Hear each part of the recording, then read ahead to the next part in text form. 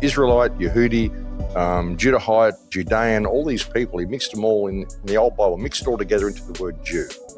And then they got the other people, the nations. Because it was, if you were Israel, you followed the law of God. If you were not, you were a nation, you followed the law of the state. You also talk about AI singularity, linking it with the third temple and the system collapse.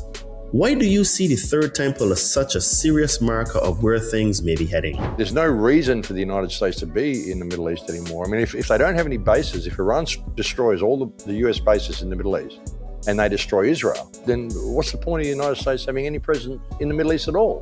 What are they doing there? If they're not there protecting Israel or protecting their own bases, what are they doing there? They're just going to be isolated to their own continent. This is insane but the thing is though, it's actually not that very easy to do because it takes a lot of playing around. Even to produce AI content, because I've been playing with it, it's not as easy as it looks. But after several tries, hours, you can get it done. Fear is an absence of connection to love, really, is what it is. If you really bring it down to it, it's the complete opposite emotion to love. What is love? Love is simply the absence of fear in your life. Hey Conscious Man 7 family, quick question before we start. Do you love the depth of these conversations but hate when ads break the flow? I get it. Ads can feel like speed bumps on a highway, pulling you out of that deep zone. That's why we created a way for you to enjoy every episode completely ad-free while supporting the show at the same time. For just a few bucks a month on Patreon or Locals, you'll get full access to uninterrupted episodes.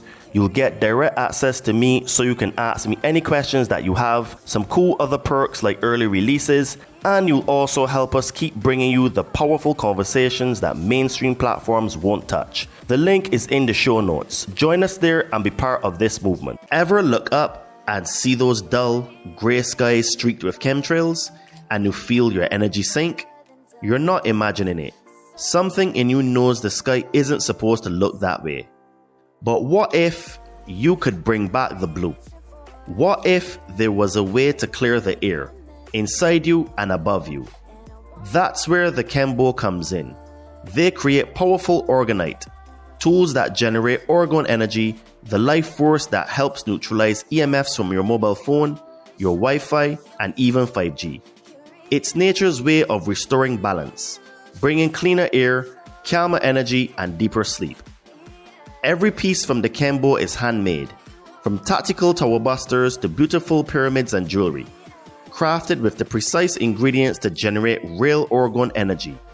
And here's the best part. They've proven it. For over 10 years, they've cleared thousands of miles of chemtrails, bringing the blue back to the skies around the world. So if you're ready to take back your weather and your well-being, go to thechembo.com. Use coupon code CM7 for 10% off and experience the shift for yourself. Don't fear the chemtrails or the EMF. Be empowered with the Chembo and never feel helpless again. If you are new to this podcast, please don't forget to like, subscribe, and to share, because that helps us to be recommended in the algorithms. If you would like to support this podcast, please check out our merch store on Amazon with the brand Todd and Me. We've got some cool t-shirts, tank tops, hoodies, and sweaters. Link will be in the description of this podcast. And if you're now starting a spiritual journey, you would like to start a spiritual journey, or you're currently on a spiritual journey and you would like some help removing some fears and traumas, please hit me up on my Instagram at Adriano_246 and it will help you to get some magic mushrooms. Enjoy the show and stay tuned because we have some more great content coming soon. What if the world is not breaking down but being steered? What if AI, digital ID, war in the Middle East, surveillance and social collapse are not separate crises at all, but parts of one system tightening around humanity? Hello beautiful and amazing people, welcome back to the Conscious Man 7 podcast. I am your host Todd Cave. Today I am joined by one of the most controversial and uncompromising voices in alternative media, Max Igan of The Crowhouse. For years, Max has warned about hidden power, Zionism, technocracy, digital enslavement, state deception, psychological warfare, and what he believes is the deeper spiritual battle behind world events. He has argued that politics is theater, that modern government runs on consent and fiction, and that the greatest war now being waged is for the human mind, the human soul, and the future of human freedom. So in this conversation, we go right into the fire. We talk about who Max believes really runs the world, the real reason for the push towards war with Iran, the significance of the Third Temple, AI government, digital ID, system collapse, and some of the most quotation marks dangerous conclusions he has reached through the years of research. This is not a comfortable conversation. It is not a safe conversation. It is a conversation for people who can still think for themselves. When truth is blurred by lies and misinformation, perception becomes reality. What will you perceive your reality to be? Liberate your fears and walk with me. Sit down and meditate. Connect with your soul.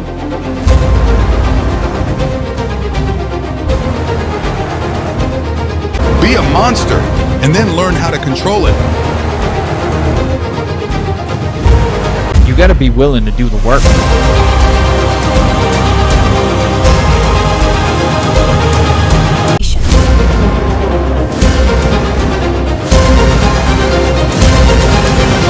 So it really goes really deep in terms of words and etymology and what they mean. So this is why it is really hard to really crack the matrix, because there's so many levels and layers to it, Hello, Max. Welcome to the Conscious Man 7 podcast. How are you today, mate?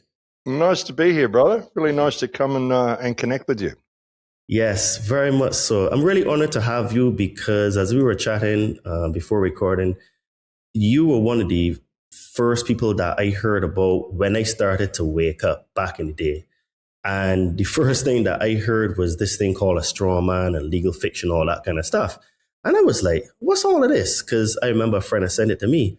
And I had subscribed to your channel immediately. And then you got bumped off the YouTube. And then I saw you pop back up again. I was like, wait, Max is still about on YouTube. And basically that prompted me to reach out to you because you had disappeared, and I sent the video that you had done with AI Singularity to my mother, and she was blown away. Now, she knows a lot of this stuff because I tell her, but the way you had put it all together, I thought was absolutely incredible. So I reached out to you and said, look, let's get you on the show because I've not delved as far down the rabbit hole in these topics for a while. So I thought the best person to get on would be Max Igan. And here you are. Thank you, brother. Yeah, I mean, it's interesting looking at all that stuff. The whole straw man thing, we were talking about this 20 years ago. And it's just it's a path to other things. I mean, it helps you understand the legal fiction that you're wrapped up in. It helps you understand that the whole system is a fiction. It's all based on consent, and it's all based on word magic, basically. Yeah, and that's how the whole system enslaves people, is because they don't even understand the language that they're speaking. And they're speaking, there's two languages that run in parallel. There's English and there's legalese, which are different, separate meanings. So we only look at things with the surface meanings. And, when you're talking to legal people like police officers or lawyers or judges or stuff, you need to understand that you're speaking legalese. It sounds like English, but it's not. And once you understand how it works, there's an enormous amount of freedom in that. But it also serves to awaken you that you're living in a matrix. You're living in a fiction. You're living in this system which only really exists on paper, and it's all designed to lead you away from who you are as a human being. So, and that was it's an interesting part of the process, and it's a great doorway to bring people into it. But I mean, some of the stuff that we've done in the last 20 years and the rabbit holes we've gone down and where we find ourselves today, I mean, and with what's coming, with what's happening in the Middle East and this whole war that's erupted with Iran, which was completely expected, but I think the response is not what they expected. I think things are shifting very rapidly. And we're getting to a stage now where, I mean, all of this stuff was a learning curve. I mean, everything I've done over most of my shows over the last, probably 16, 18 years I've been doing this since I started on the radio shows. 18, 19 years, I think we're into the 19th year now. And all of it's been about trying to improve the condition of human consciousness, get people to understand who and what they are, how they don't have to consent to authority, and it's all fiction, and The world is one big club. You know, don't think of it as nations. Think of it as a multinational, multi-generational criminal cabal masquerading as governments and nations who play all the people off against each other. And essentially, you're living in a people farm. You know, this is what I've been trying to say. Each country is simply like a different pen. You know, the pen of Australia, the pen of Mexico, the pen of the United States, the pen of Canada, England, France, Germany. It doesn't matter. It's just different franchises of the one big department store sort of thing. You know. all the stuff I've done over the years has been to try to expose this system for what it is. But now we got to a point where, I've hoped that people would wake up and stop what these people are doing, the people who run the world, which is, and what's been exposed with the Epstein files and all of this sort of stuff. I mean, we know what we're dealing with now. These people are essentially pedivores. The world is a people farm, as I've been saying for many years. Thousands of children go missing every year. And most of these wars that we have are all about depopulation. And they wanted to consolidate their power. But I think it's all kind of backfired on them. The establishment of the State of Israel, I mean, it's so deep, all this whole rabbit hole. But Israel was essentially established right there smack bang in the middle of the Middle East in order to kickstart the war that we are now experiencing now, which is going to be the biggest event in probably known history. It's certainly going to be the biggest event of our lifetimes. It's going to dwarf World War I and World War II and anything that we thought we were going to expect. We are in incredibly historic times right now.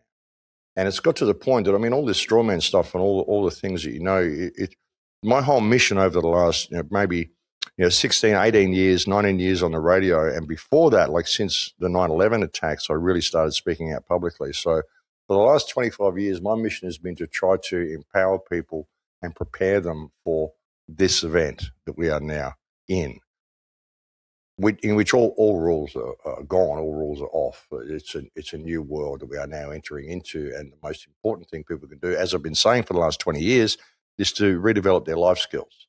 Because what you've got to do, there's no way to really stop what's coming. Well, there's a couple of ways. But whether they're going to do that or not, we've all just got to find a way to survive what's coming over the next few months, because we are on the verge of a major, major humanitarian crisis. And I don't want to be fear-pointing anybody. But with the breakdown of the energy supply, which is happening due to this conflict in the Persian Gulf, we've got a lot of weird stuff to experience from here.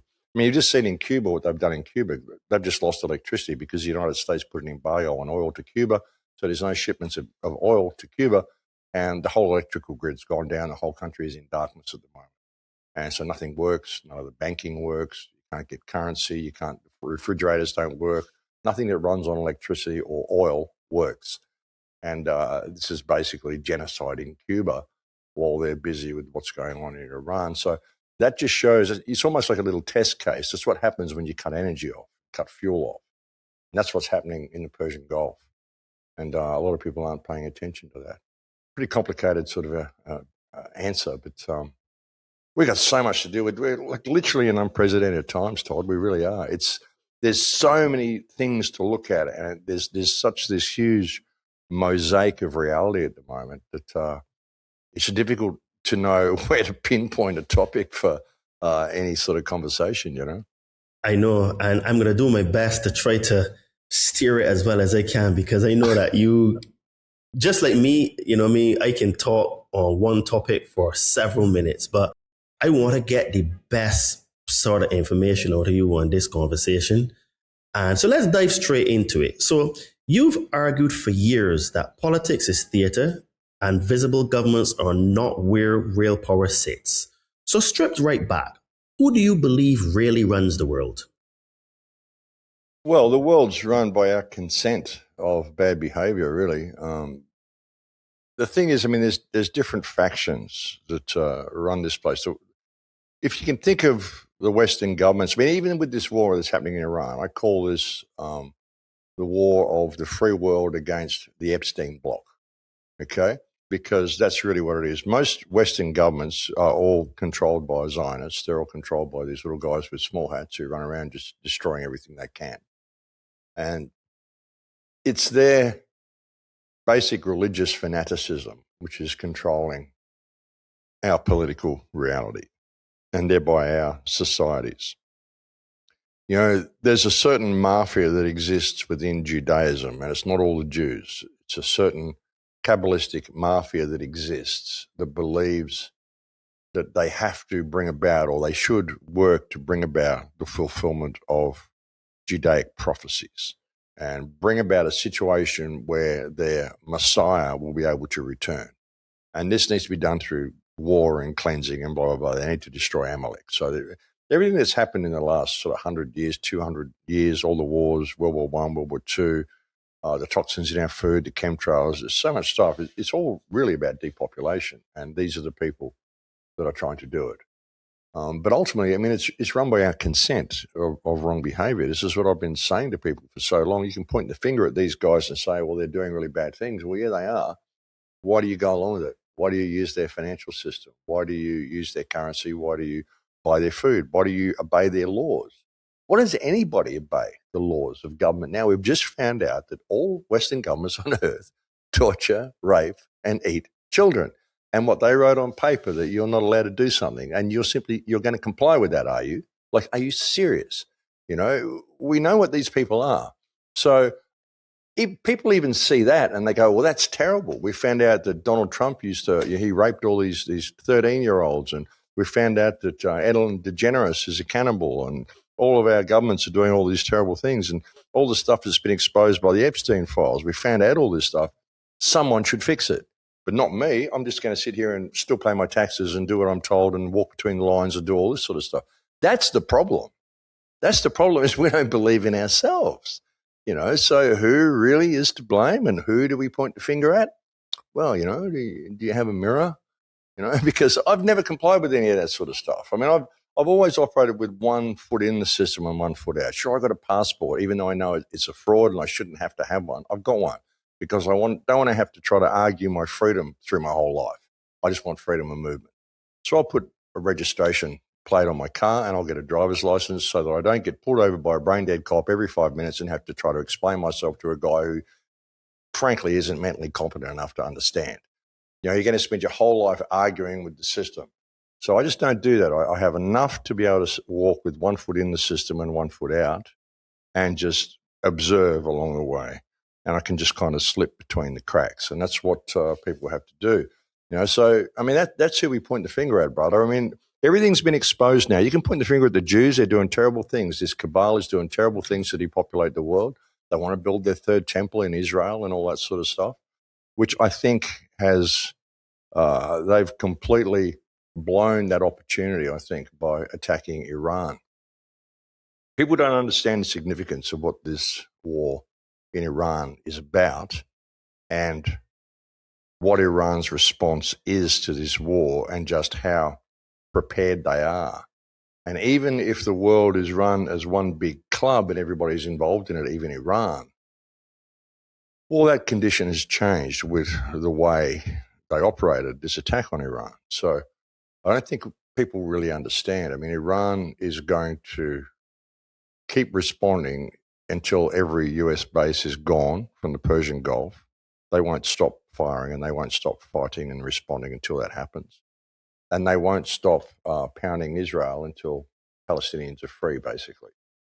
And that's what they want, and they're not going to stop. And there's no way to stop them. And it's a really interesting topic, looking at what's going on with this war in Iran. I'm going off on so many tangents, brother. It's hard to keep my mind focused because there's so much going on, you know? Okay, so basically what you're describing sounds like a hidden power and a structure. So would you say then what is controlling things? Is it banking power, intelligence networks, Zionist influence, technocrats, blackmail system, or something above all of them that coordinates the whole machine? Well, all of the above actually works, but it's all our belief in it. You know, like ultimately you can look at it as good against evil, really. Whether you want to get religious about it and put a name to that evil, Now, I think evil has to exist because otherwise we don't have the choice between good and evil. It's just about a soul test. But we have refused to face the shadow for so long. I mean, where's all the men in the world? 100 years ago, 150 years ago, the people that are doing all this sort of stuff, they'd be tarred and feathered and run out of town. We would have hung them from the nearest tree by now. What happened to that? So, I mean, all of the stuff that you mentioned, heading to this technocratic reality and all this sort of stuff, again, this is us.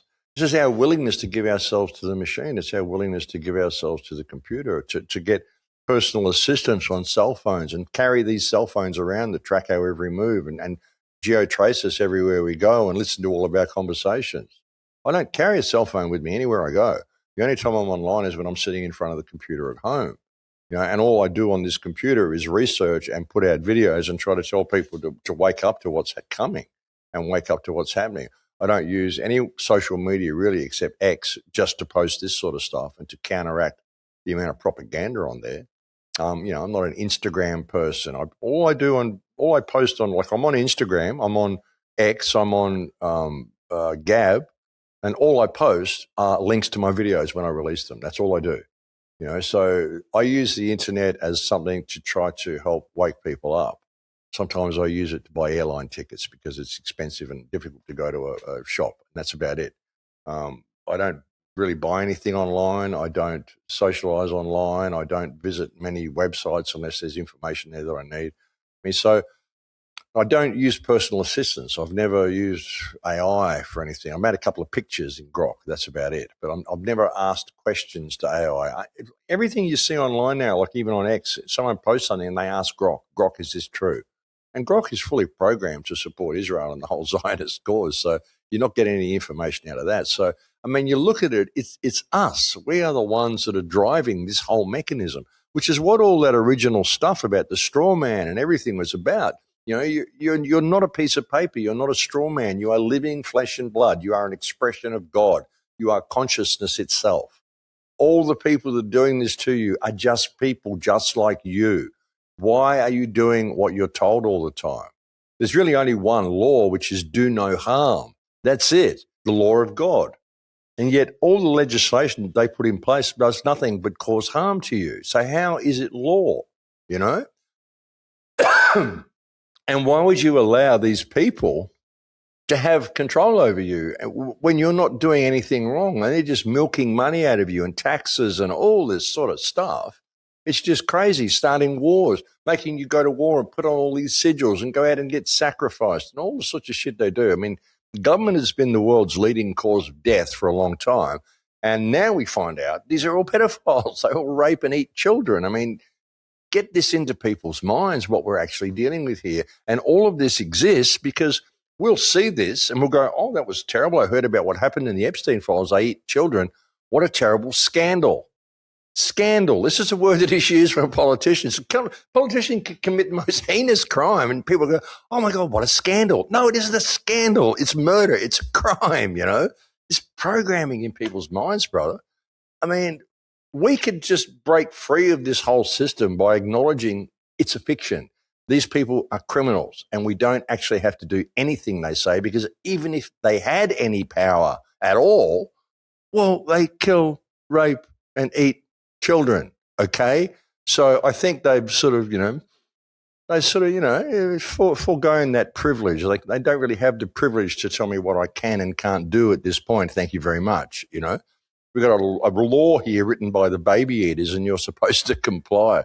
Can we just maybe talk about then the fact that they eat babies? Let's start there, So, ultimately, brother, it's us. It's us. Everyone wants someone to blame, but they only want someone to blame so they can point the finger at them. Sure, there's a lot of Zionist Jews. There's a lot of Kabbalistic Jews that are working hard to depopulate the world, that have kickstarted this war in Iran, which is going to depopulate the world just by cutting off the world's energy supply.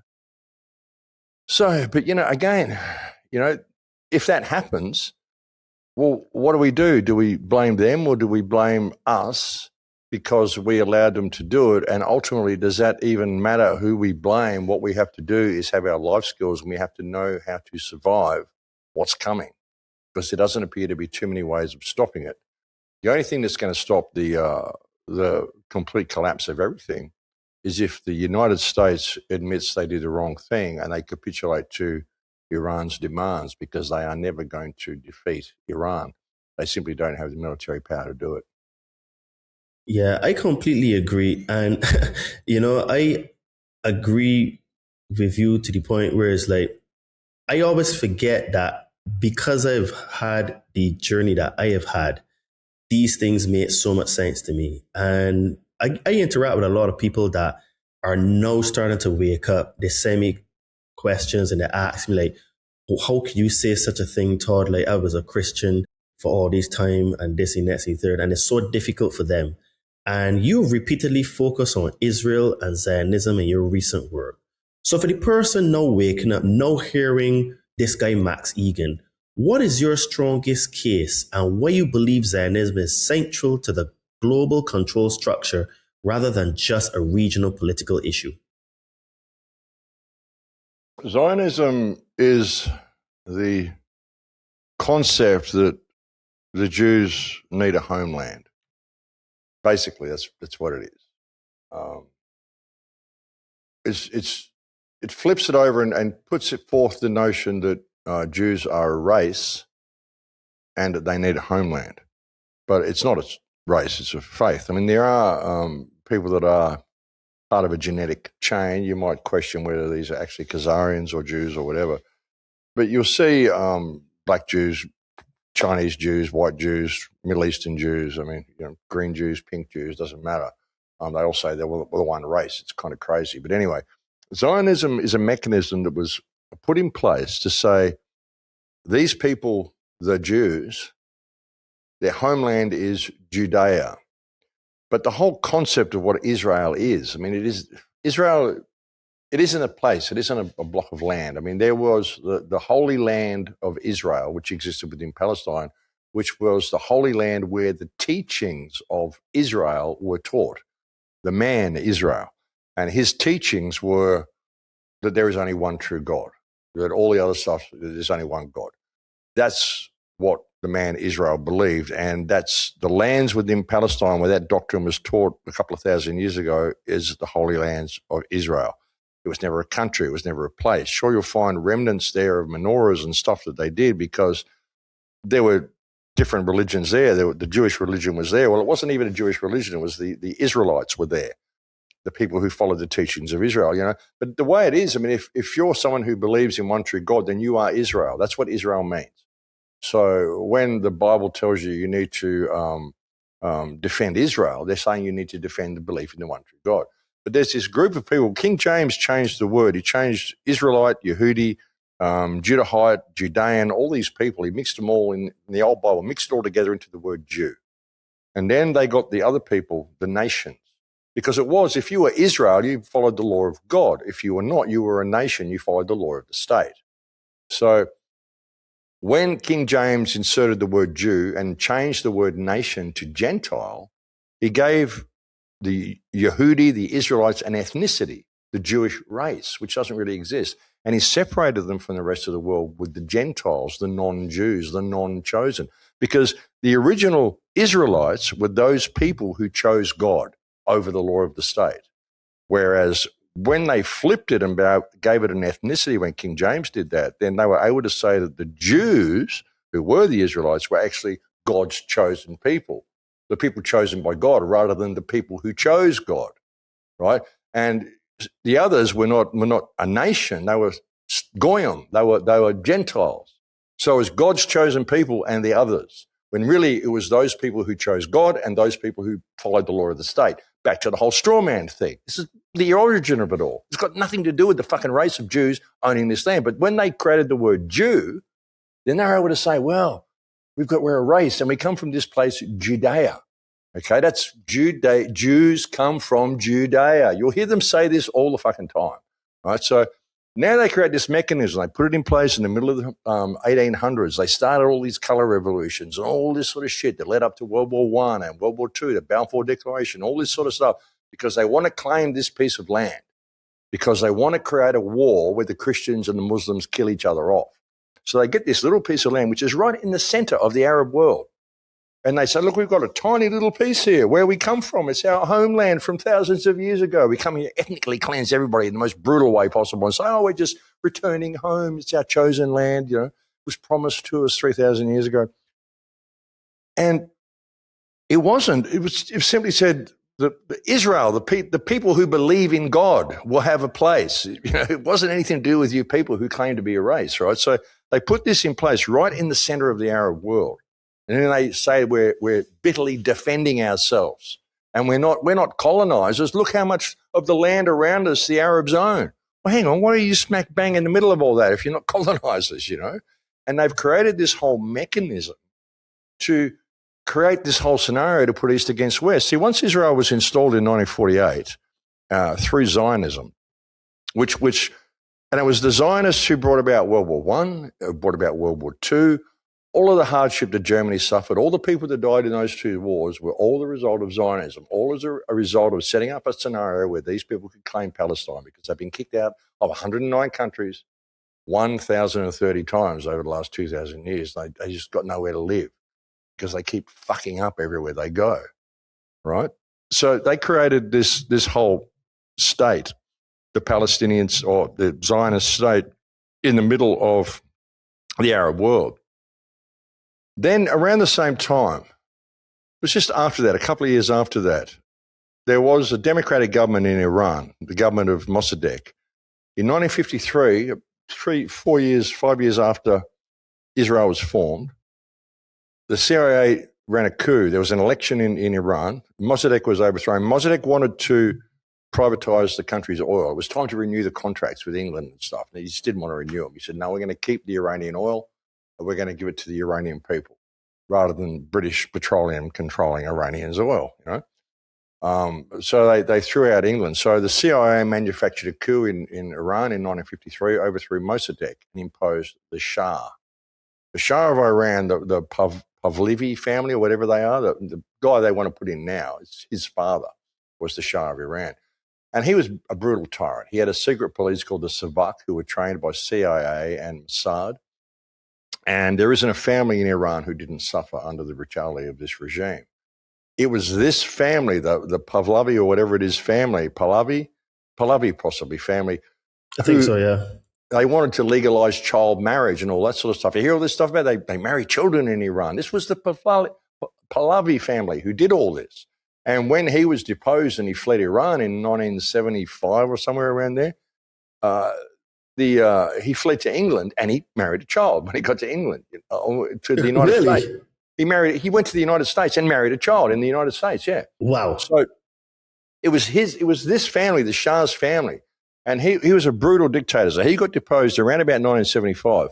And then the Ayatollah came back and said, well, look what happens when you turn away from religion, So it became an Islamic government. But under the Islamic government, Christians, Muslims, Jews, everybody lives there. They all have equal rights.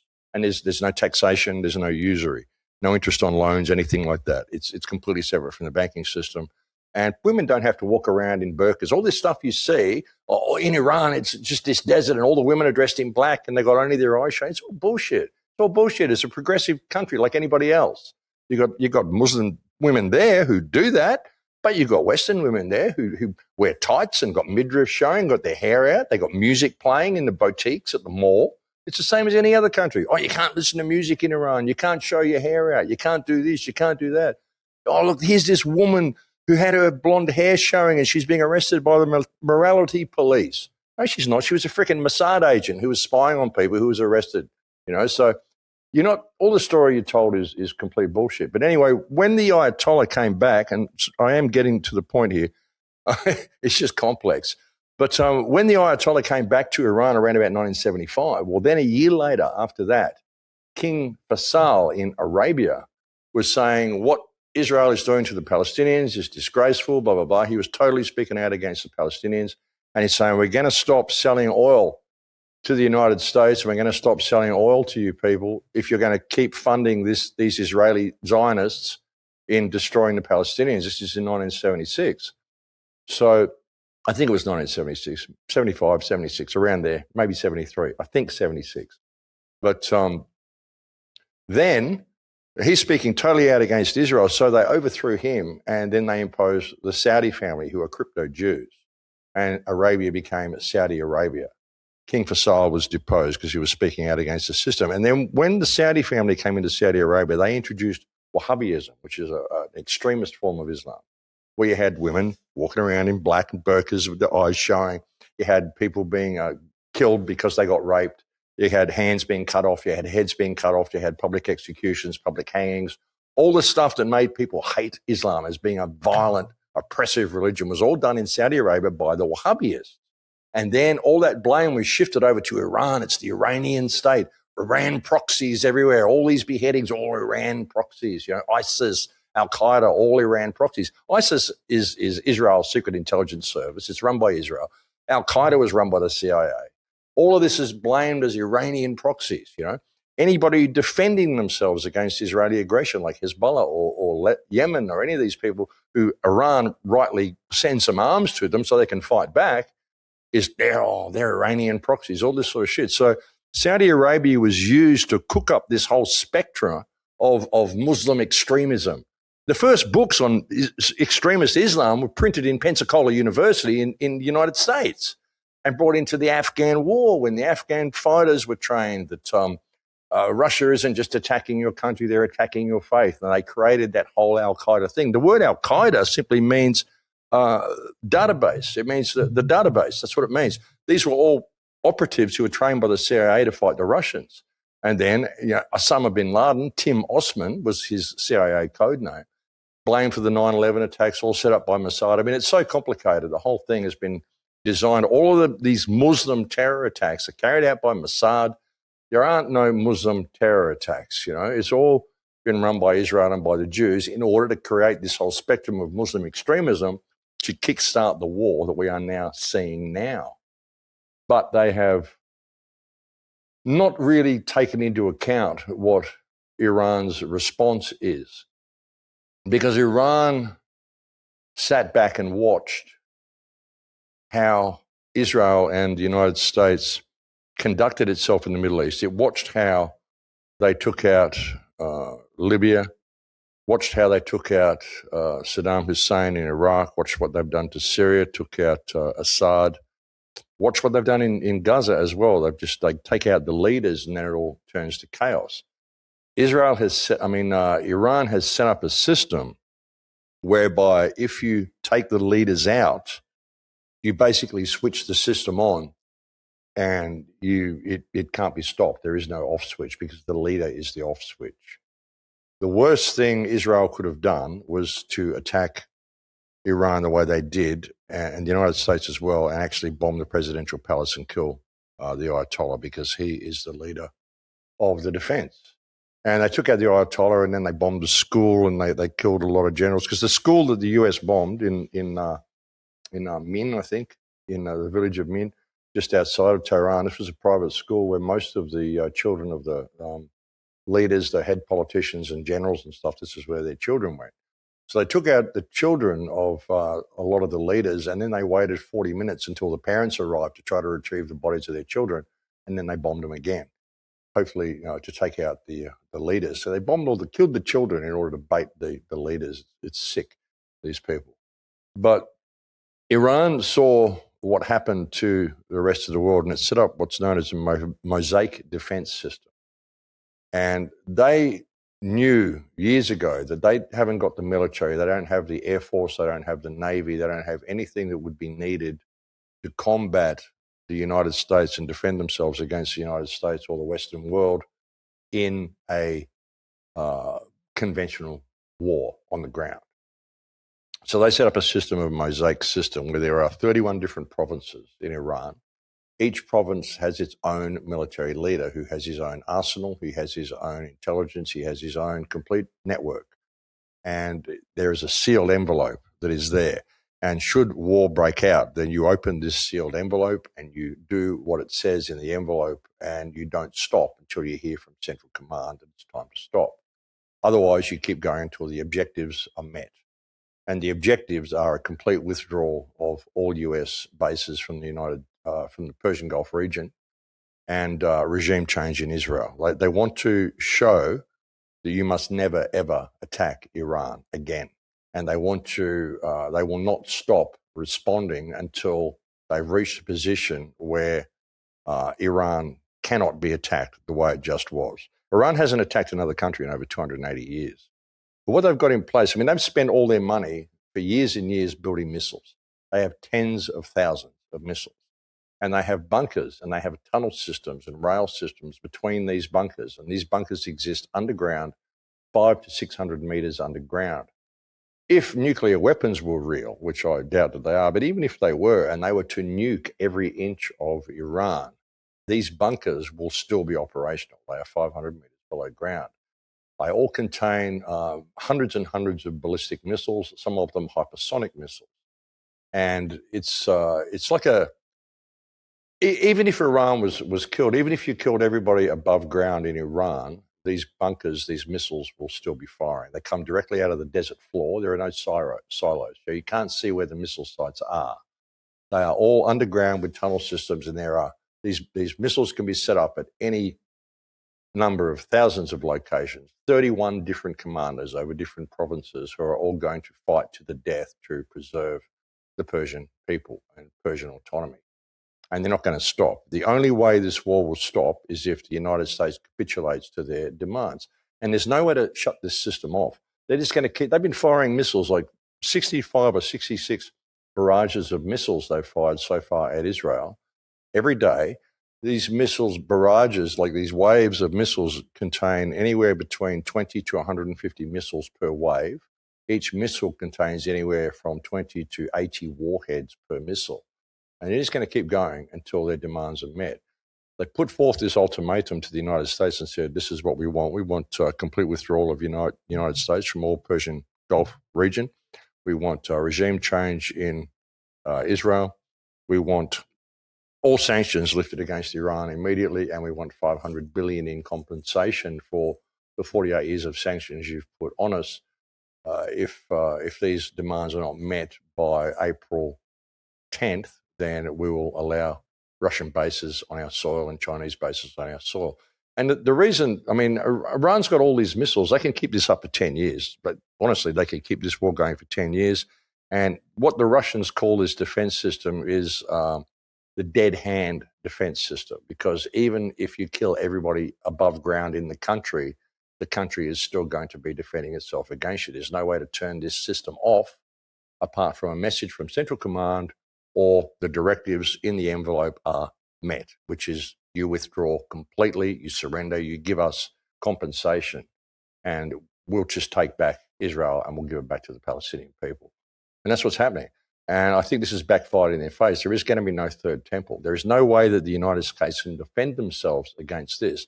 I would suggest the only way out for the United States at the moment, because they've isolated themselves from the entire world, the only way out is for Trump to possibly be assassinated and then say sorry, or for Trump to be arrested, and for the people, the new government to say sorry, he went insane, we'll give you your $500 billion, switch the system off. Because otherwise it's just going to keep going. And I just heard this morning that apparently Russia and China have agreed that they will come in and help Iran. And the thing is, you can see that Iran doesn't want war. It's only set up a self-defensive system, this dead hand system, this mosaic system, because it doesn't have long-range missiles. It doesn't want to attack England. It doesn't want to attack the United States, but it wants to protect the Persian Gulf region. It can hit anywhere in the Persian Gulf, but it won't attack the United States or anything. However, if the United States doesn't withdraw, then it will bring in China and Russia will attack the United States. And you'll see missiles falling on New York and LA and Washington. And it's a really dangerous situation. And with what Israel has done, I mean, Israel has basically fallen. Tel Aviv is in a really bad way. It is every indication that Benjamin Netanyahu is already dead. The videos that have come out of Benjamin Netanyahu in the last week have all been AI. Every single one of them is an AI video. None of these are real. You can see there's AI artifacts all through them. And, you know, it's a very good indication that he's dead. Ben Gvir is probably dead. Tel Aviv is being absolutely trashed. I mean, the amount of missile impacts, Iron Dome is exhausted. They got no interceptors left because this barrage of missiles from Iran is relentless. It's going 24 hours a day, every single day. So it's over for that whole thing. And Israel's always said it's got the Samson option, that if ever it looks like Israel is going to fall, it's got nuclear weapons trained on every major city in the world, and it will take the whole world with it. I personally think that's a bluff. I don't think that they can do that. I don't think nuclear weapons will ever be used in any war. I have my own reasons for why I say that, but I don't think we'll ever see nuclear weapons used anywhere. However, with what Israel has just done, they have blown up the South Pars gas field in the Persian Gulf, which is a joint gas field shared between Iran and Qatar. That will require a response from the Iranians, and the Iranians have said that they will probably blow up the Saudi oil fields and oil fields in Bahrain and stuff like that. Apparently, there's about 3,000 or 3,500 ships currently trapped in the Persian Gulf that can't leave.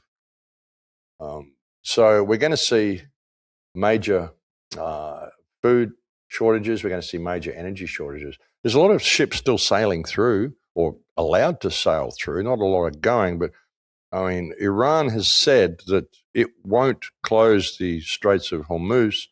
It will allow anybody to sail through the Straits of Hormuz as long as you are not American or Israeli or an ally of America or Israel. So France or Germany or Australia or anyone, you want to get some oil from the Persian Gulf, no problem. Just kick out your diplomats and close your American embassy in your country and sever your ties with the United States, and you can have all the oil that you want. That's what they're saying. And should our demands not be met by April 10th, then we will close the straits to everybody. And if they do that, then that is basically, that's going to create a famine right around the world. And Israel has done this. I think this is like their Samson option, attacking the gas fields is like Israel's Samson option, because there is no real Samson. There is no big nuclear confrontation that's ever going to happen. So it's all been okay. So I'm curious. World, I know, I'm curious. So with all that being said, in your view, what is the real reason towards pushing for war with Iran? Because for me, it doesn't make sense. Depopulation, brother. This is what the Israelis plan to do. They want the war of Amalek. You've got to understand the whole Zionist mechanism, the Kabbalistic Jews. There's a mafia that exists within Zionism, and they believe that Herschel and there's another rabbi, Menchkin or something like that. There's a bunch of them. But they believe their Messiah is born every generation, their Messiah is born. And they believe that Earth was created as the embodiment of evil itself. They believe their mission is to destroy Amalek. And even Benjamin Netanyahu with Rome and the New Rome and all this sort of stuff. Everything these Jews have done is about creating war and depopulation.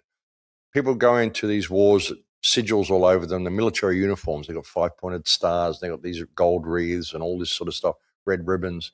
These are all sigils for a cult sacrifice. So that's why they say you can't be in a war zone without having a uniform on, because otherwise you're not part of the ritual, you're not part of the sacrifice. They really believe all this stuff. That's the thing with religion. Doesn't matter whether you believe it or not. These people do, and this is how they operate. So these Kabbalistic Jews, they believe that the earth was created as the embodiment of evil. Everything on the earth is evil. You know, God created the universe, but there was an anomaly. So God got everything that was evil and he put it here in the earth. And their role is to come here and destroy evil, which is everything, all life, everybody. You say, why would they be spraying the skies and poisoning themselves, you know? Because they want everything to die. They want everybody to die. They want to create as much death and destruction as possible, because they believe that once they have destroyed evil, they can leave the prison of the earth, the prison of the recycle, of incarnation, and all this sort of stuff. You're stuck here, blah, blah, blah, because evil still exists, because they haven't destroyed it yet. And they believe that the 144,000 of the rapture that they talk about in the Bible are people who they will be androgynous, of no sexuality, because they believe that God is both female and male. It's a blend of the two. It's androgynous, and they believe everybody should be androgynous, which is what all the transgender stuff's all about. But they believe that the 144,000 who will go back to heaven, who will ascend, the rapture, are actually people who will be cloned from the foreskin of their Messiah. and they will only be able to ascend Jacob's ladder back to heaven once evil has been destroyed. So they want Muslims and Christians to kill each other off, as many as possible. Even the Star of Remphan on the Jewish flag is the Star of Remphan. There is no Star of David. It's the Star of Remphan, the Star of Moloch, child sacrifice. What it's all about. It's all sacrifice. They want death. They want blood. They want everybody to die. They want Israel to die. Israel was only created as a mechanism to create this whole war and everything that's erupting now, which is going to be a major, major depopulation event, probably the most major one ever in recorded history. I'm sure there's been bigger ones, but I don't think they actually exist in recorded history, you know. But that's what it's about. They just want death, and they want as many people dead as possible, and they want to clone their whoever these people are, these ascenders, the rapture, the chosen ones, from the foreskin of their Messiah, and screw everybody else. That's what they want, and that's what we're facing.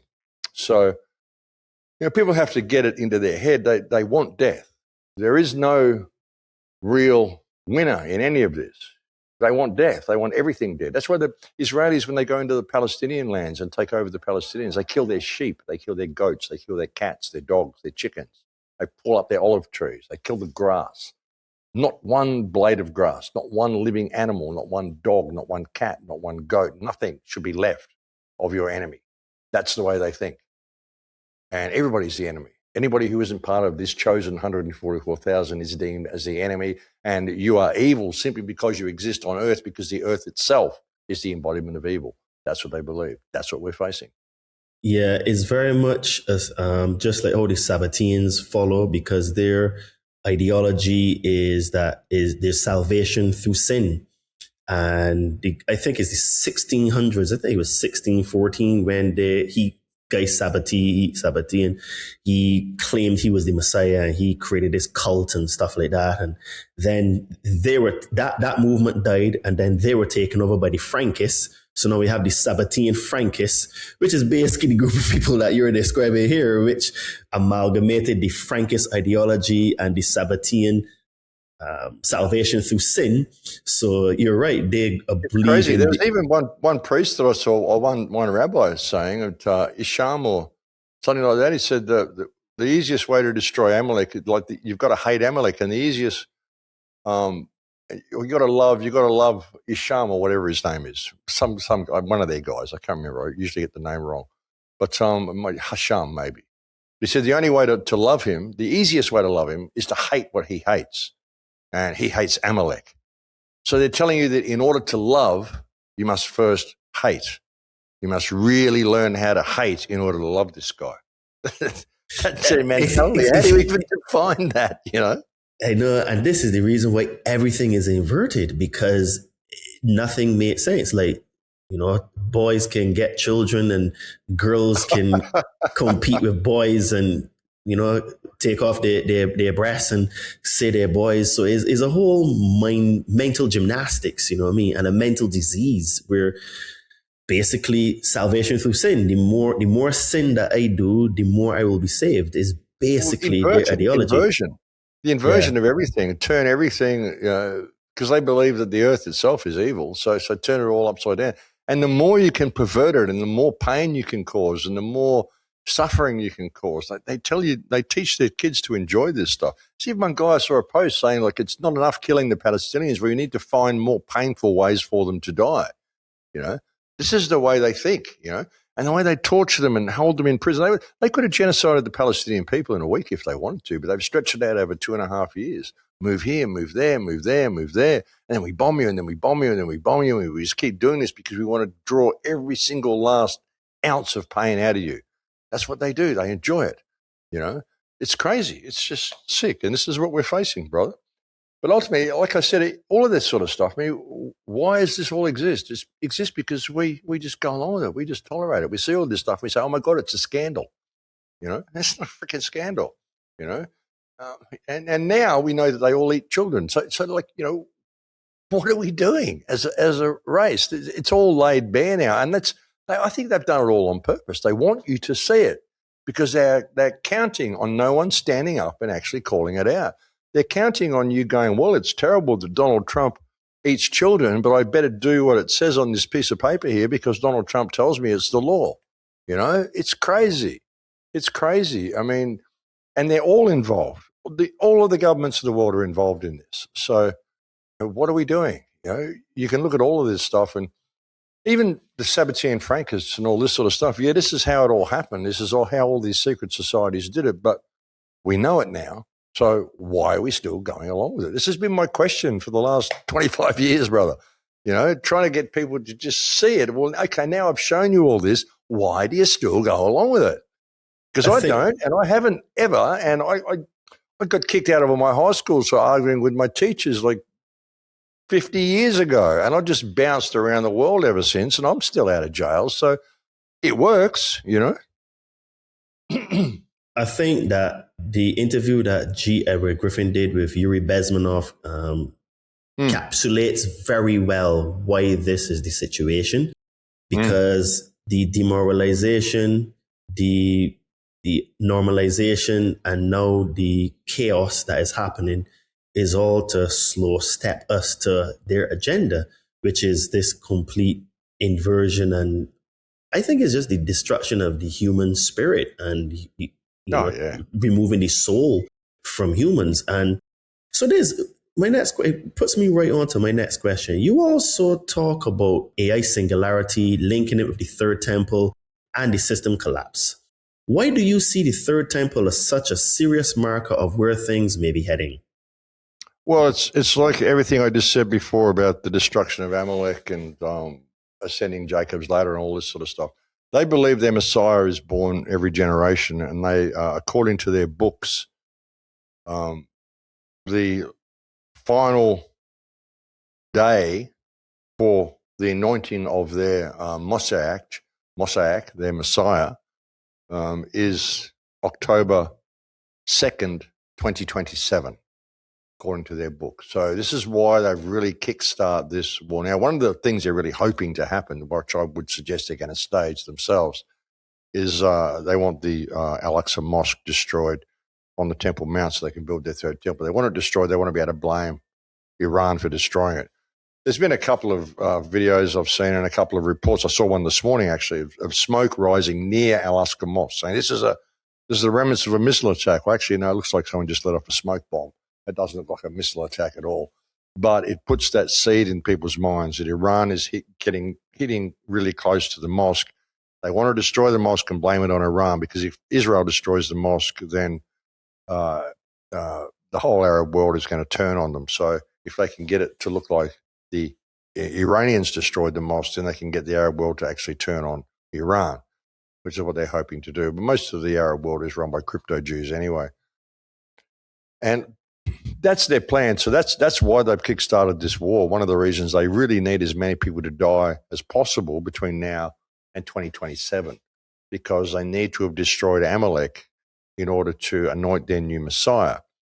Well, I don't think they need to destroy Amalek, but they need to have the war of Gog and Magog happening before they anoint their new Messiah. The deadline to anoint the Messiah is October 2nd, 2027. So you're going to see within the next 18 months or 16 months, a lot of carnage, and you're probably going to see Al-Aqsa Mosque destroyed and the new temple built if they're able to stop this Iranian response, if Israel is actually able to survive. But that's what these Kabbalistic Jews believe, and that's what it's all about. You know, the whole smart grid and all this sort of stuff, I mean, everybody's been wanting this whole technocratic grid. But I don't know. I mean, even Iran has been wanting this. I mean, they've been looking at all this because, you know, the world is going in a technological direction, so they're going to be part of it as well. But it all could change with the loss of the energy grid. If this goes forward, now hopefully China, Iran, and Russia will see the danger that it would cause to humankind if they were to actually shut down the flow of energy and shut down their oil supply completely. Hopefully this won't happen. You know, and if it does happen, of course, the West is going to blame it on Iran, when really the fault is the United States and Israel for attacking Iran. And Iran and that whole region were living on dates and stuff and riding camels 150 years ago. They don't give a shit about the energy. West, it depends on that. So hopefully they won't do it, though. Hopefully they won't bomb the oil fields in Saudi Arabia and stuff like this. But Israel has started this by bombing the oil fields in Tehran and then bombing the gas field in the Persian Gulf.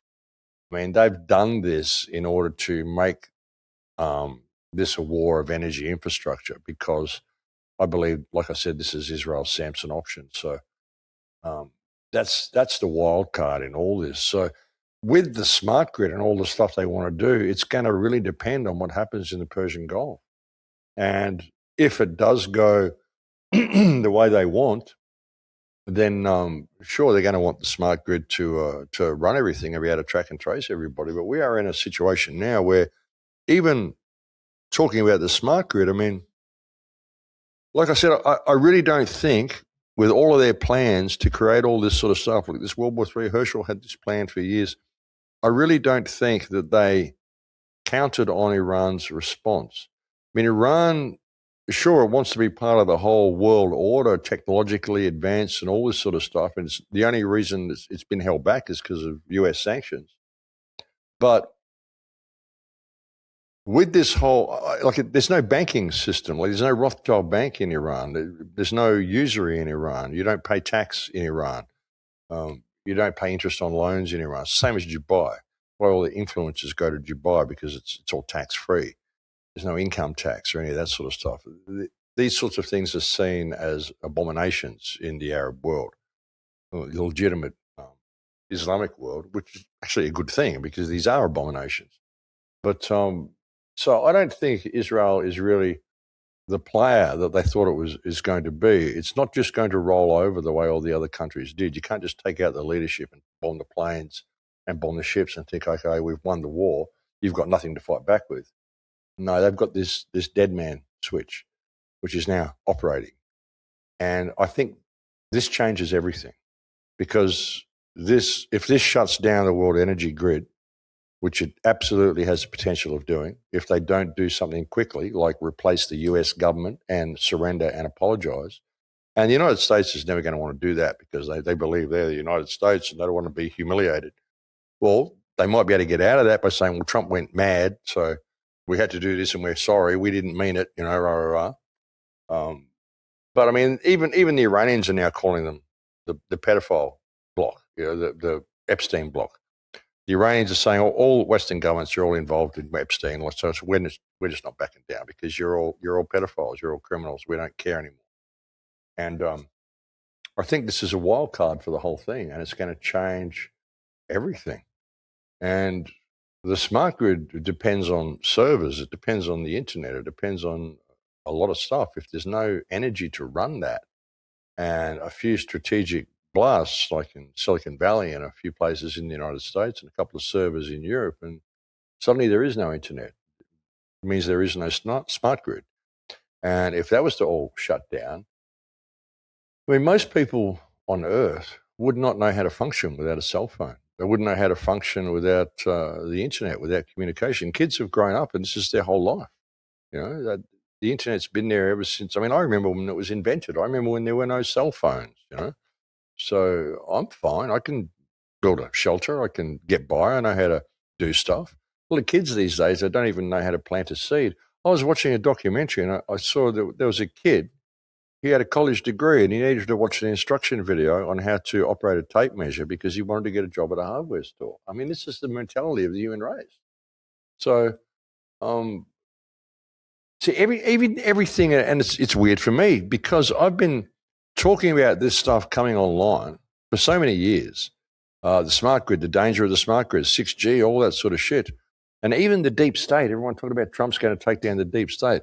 Well, actually, it looks like Iran is going to take down the whole thing.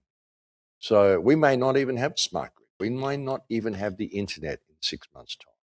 Are you prepared for that? Is anybody out there prepared for that? Are you in a situation where you can get by what's coming if you lose pretty well all communication? Well, I do have a satellite phone. Whether I can charge it or not is another question. But, we're in a very, very different world now to what we were a month ago. We're in a completely different reality. And the whole balance of power has just shifted. I don't think Israel is going to even be there. I don't think they're going to get their third temple built. Even if they, the last hope they've probably got is to destroy Al-Aqsa Mosque and hope the Arab world is going to turn on Iran. But if they do, well, Iran's got all these bunkers with these tens of thousands of missiles, all 500 meters underground. What are they going to do? How are they going to? You could bomb the whole surface of that country. It's not going to stop responding to you. And it can hit anywhere in the Persian Gulf with this missile arsenal that it's got. It's spent the last 48 years setting itself up that we will survive whatever comes. Anybody who attacks us, we just got this whole Persian Gulf region covered, and we can keep going for 10 years and fire around the clock every day. So how do you defend yourself against that? So if the United States doesn't pull back, then this is going to keep going, and it's going to bring down everything. It will stop the energy supply flow out of the Persian Gulf. They'll just hit Saudi Arabia and stop them sending oil out from the west side of the country as well. So it doesn't matter. They can hit anywhere in the Persian Gulf they want. So different world, brother. Different world. I don't know. I honestly don't know what the future is going to be from this point. I've been predicting all this stuff, and it's all happened, right, like clockwork. But now Iran's done this. I mean, it looks like Iran is going to save the world, but at what cost, Well, from this conversation, because I had planned to talk about, like, obviously AI and surveillance and digital IT, because these are things that are very important. But from this conversation, it appears, I kind of was thinking that recently because my assistant, she lives in Asia. And so I texted her when it was yesterday, and I asked her, how are you? How are things with you? She says, because she calls me coach, she said, well, coach, I've not really been going out and doing much because petrol is so expensive. And she says, we're just trying to save costs on petrol because it has just gone through the roof. And it was only when she said that I was like, you know what? This is going to change everything, because if Asia depend on the Strait of Hormuz and they're very much limiting the energy through there, it means then that they are going to start to go into the dark ages, basically, because things are going to have to shut down. And then I was thinking, but on this side of the water, then think we will be functioning to some degree, because obviously you have like Mexico, United States, Canada that have oil, Venezuela that they now took over. So to some degree, things will be working here, albeit expensive as well. So I was thinking, well, they will still try to oppress us with the digital system and stuff like that. But from talking to you now, it's kind of like, well, all the things that we were talking about are almost like through the window. Like it's almost like we're in like uncharted territory, where I think even the greatest minds are kind of like, well, all the stuff I was talking about with CBDCs, it might not even be relevant anymore from talking to you right now. Well, it might be if the power grid comes back online, but if the power grid goes down, we are going to see mass famine. The last thing people are going to be spending money on is anything digital. They're not going to worry about their cell phones. They're not going to be even charged their cell phones. They're just going to be worried about day-to-day survival. And while I still believe they need to pay to be alive, the supermarket shelves in cities have got like 3 days worth of food in the supermarkets. Like the trucks stop flowing, then the supermarkets aren't stocked. And it doesn't matter whether you live in Mexico or United States or London or whatever. If you get your food from the supermarket, well, you're fucked, okay? Because there's not going to be any fuel to put in the truck to bring the food to the supermarket, and there's only 3 days worth of food there. You saw in Puerto Vallarta, when we had that little false flag terror event in Puerto Vallarta, and all they really did was spend 6 hours setting cars on fire around town, so it looked like a war zone. They bombed a few OXXO stores, firebombed them, Molotov cocktails, and made it look like, they're bombing buildings. I mean, I think OXXO is probably a money laundering operation anyway. There's so many freaking OXXO stores in Mexico. I don't understand why there's so many of them. But they firebombed a few OXXO stores, and they set lots of cars on fire. They stopped cars in the middle of the road, ordered the people to get out and set the cars on fire. They placed buses around the place and set them on fire, all simultaneously. Like there were 3 buses parked out the front of the Esplanade in Puerto Vallarta, and they're all lit on fire all at the same time. How did 3 buses get there at the start of where it was on the Esplanade? I was there videoing the whole thing, but all this was done in a matter of 6 hours, and then it was done. It was over. It was gone.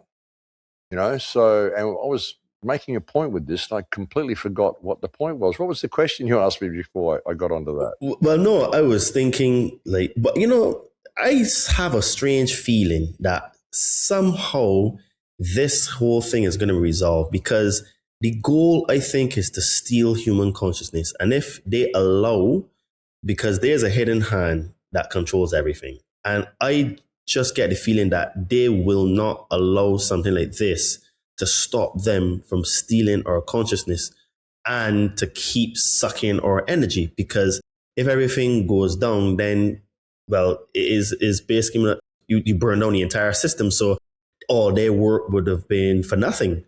And But what I was going to say there was what happened in that situation in Puerto Vallarta was that even in that situation, you saw people come out and start looting like, oh, they're firebombing Oxos. So I'll just go up to the Oxo on the corner here that they haven't firebombed yet, and I'll smash the window and I'll go in there and start stealing shit. That's what people were doing, So you imagine what the cities are going to turn into if the fuel stops. And yeah, sure, they want to steal our consciousness. They want to do all the stuff that they've talked about, that we've talked about. And that's the ultimate goal of this whole system, this whole 5G thing, the cell phones, everything that they've been putting in place, even the internet. That's what it's really turned into. But this is a wild card. Starting this war with Iran is a wild card, because all of that stuff that we talk about depends on the energy grid. And sure, they may save the energy grid, but I think the only way they can save it is by the United States capitulating to Iran's demands. But then again, this could be part of the plan, because we know that the elite totally love the Chinese surveillance system. So this may be a way of legitimately having China take over the Western world, because the United States has just basically completely solidified its collapse by attacking Iran. There's no reason for the United States to be in the Middle East anymore. I mean, if they don't have any bases, if Iran destroys all the US bases in the Middle East and they destroy Israel, then what's the point of the United States having any presence in the Middle East at all? What are they doing there? If they're not there protecting Israel or protecting their own bases, what are they doing there? They're just going to be isolated to their own continent. And because of what they've done, they've been naughty boy.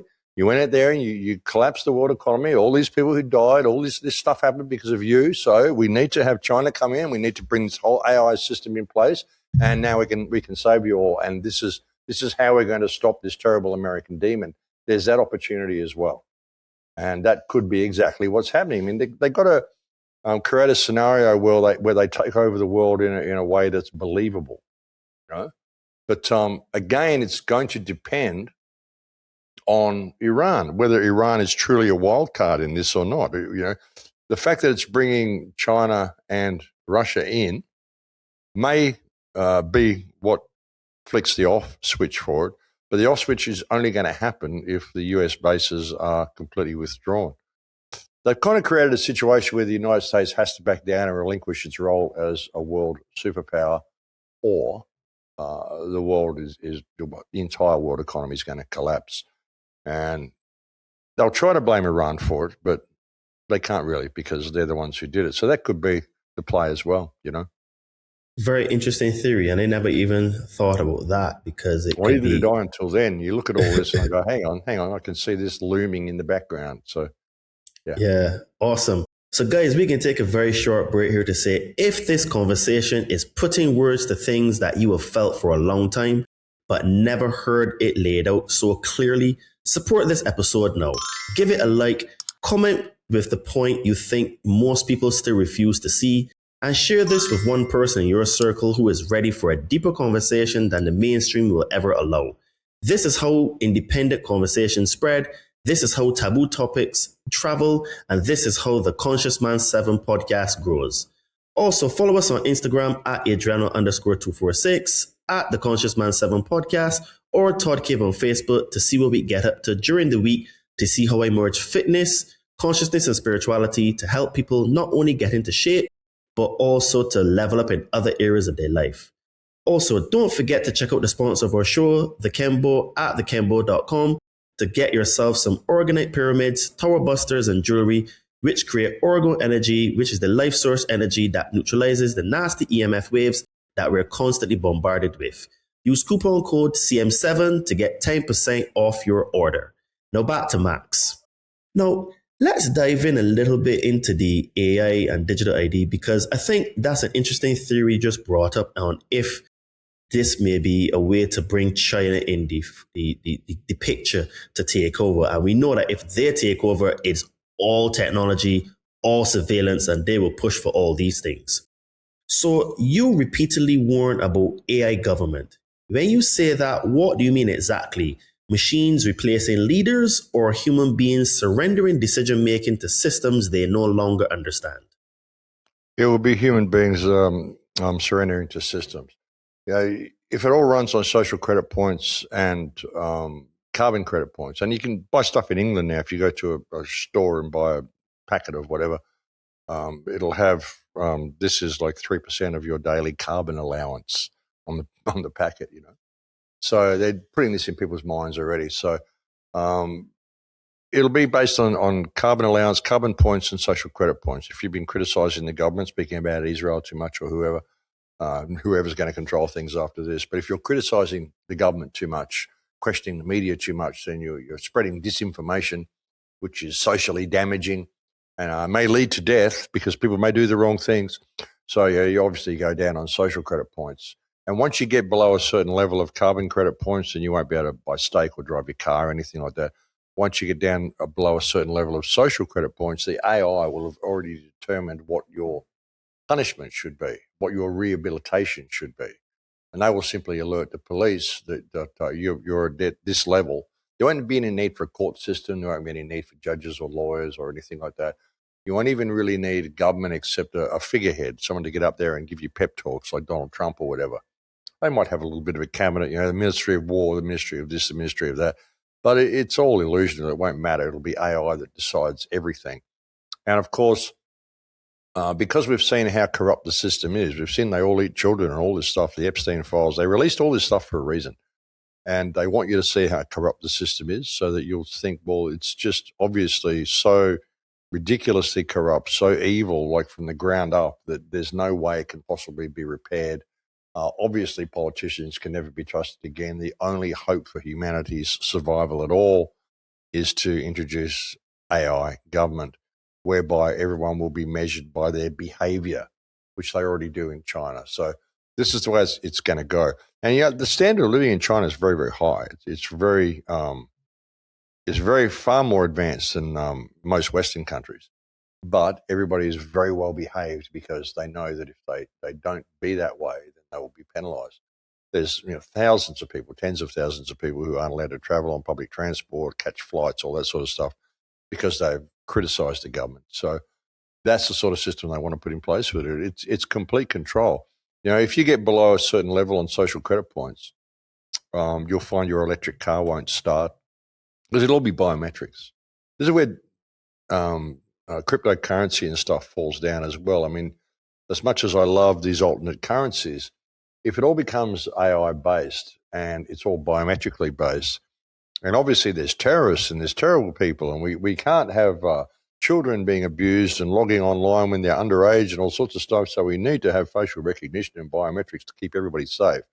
So you're going to need biometrics in order to even log onto your computer. If you are down on social credit points and your biometrics is blacklisted, then, because things will be retinal scans and biometrics and voice activated and stuff like that. If you've got an electric door lock on your home, you'll find your door lock won't work, your car won't start, your bank account won't work. None of this stuff will happen. If they say there's another pandemic and you're stuck in your 15-minute zone, if you try to drive your car past the geolocator in the area where you're allowed to be, the car will stop working. Your credit card won't work when you get outside your 15-minute zone and all this sort of stuff. So it's complete and utter total control of everything you do, everything you say. And that's what they're doing. And with the AI that they're bringing out now, I mean, it's getting pretty good. I mean, a lot of those AI videos that you've seen of Benjamin Netanyahu, who we were talking about before, they're pretty good. I mean, if you weren't really scrutinizing and looking, you think they were real. And you'll be able to get situations whereby people such as myself or yourself suddenly disappear, and yet we don't disappear because they have AI versions of us out there that our story slightly changes, and we start supporting what the government's doing because, wow, we got someone good in here now like Trump, you know. So it's a way of creating a completely fake reality and controlling and removing all dissent from the system at all, while keeping those influences in place to, again, mold the minds of the people. And I've said to people, if I start saying the wrong thing, you know I've been replaced, because that's a very real possibility now. I mean, AI has gone incredible leaps and bounds just in the last 12 months of the AI videos and stuff you can create. A lot of the stuff is extremely believable. A lot of the videos that came out on of the October 7th attack in 2023 of the Hamas body cam footage was all AI. But there's artifacts all through it that are very, very visible artifacts. So these are very visibly AI videos. And but now it's getting more and more difficult to tell these things apart. The few glitches in those Benjamin Netanyahu videos, which are really obvious glitches and make me wonder why they actually released those videos when it's so easy to prove that these are AI.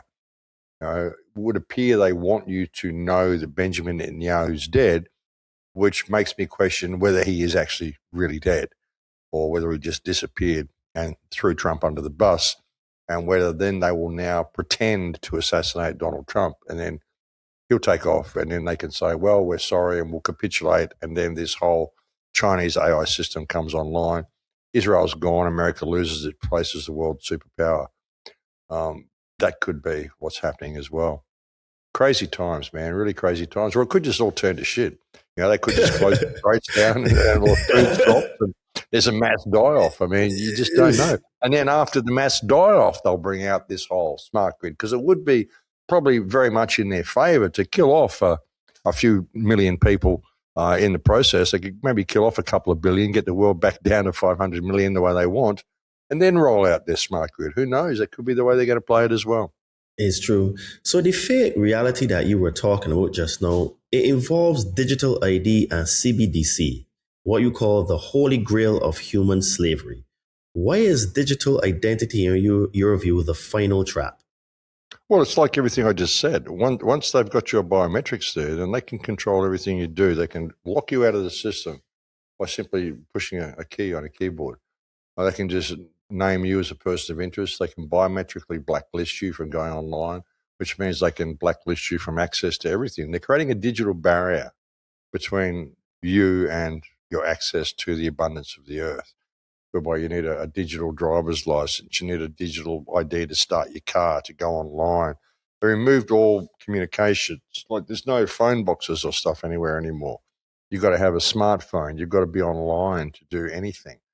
Be online to access your banking and all that sort of stuff. So that's why it's the holy grail. I mean, they can switch the CBDC. Even you go and work for someone, for a week, and they give you a week's pay. Well, at the end of the month, that credits turns off. It's got a lifespan. They give you currency that has an expiry date, so you can't save. You can't save up for a trip or anything like that. If they see you're getting too much money in the bank, it's got an expiry date. You have to spend it. So you can't save up. So and like I said, once it's all biometric and you're online and everything's online, they can simply blacklist you and switch you off, and they've got you.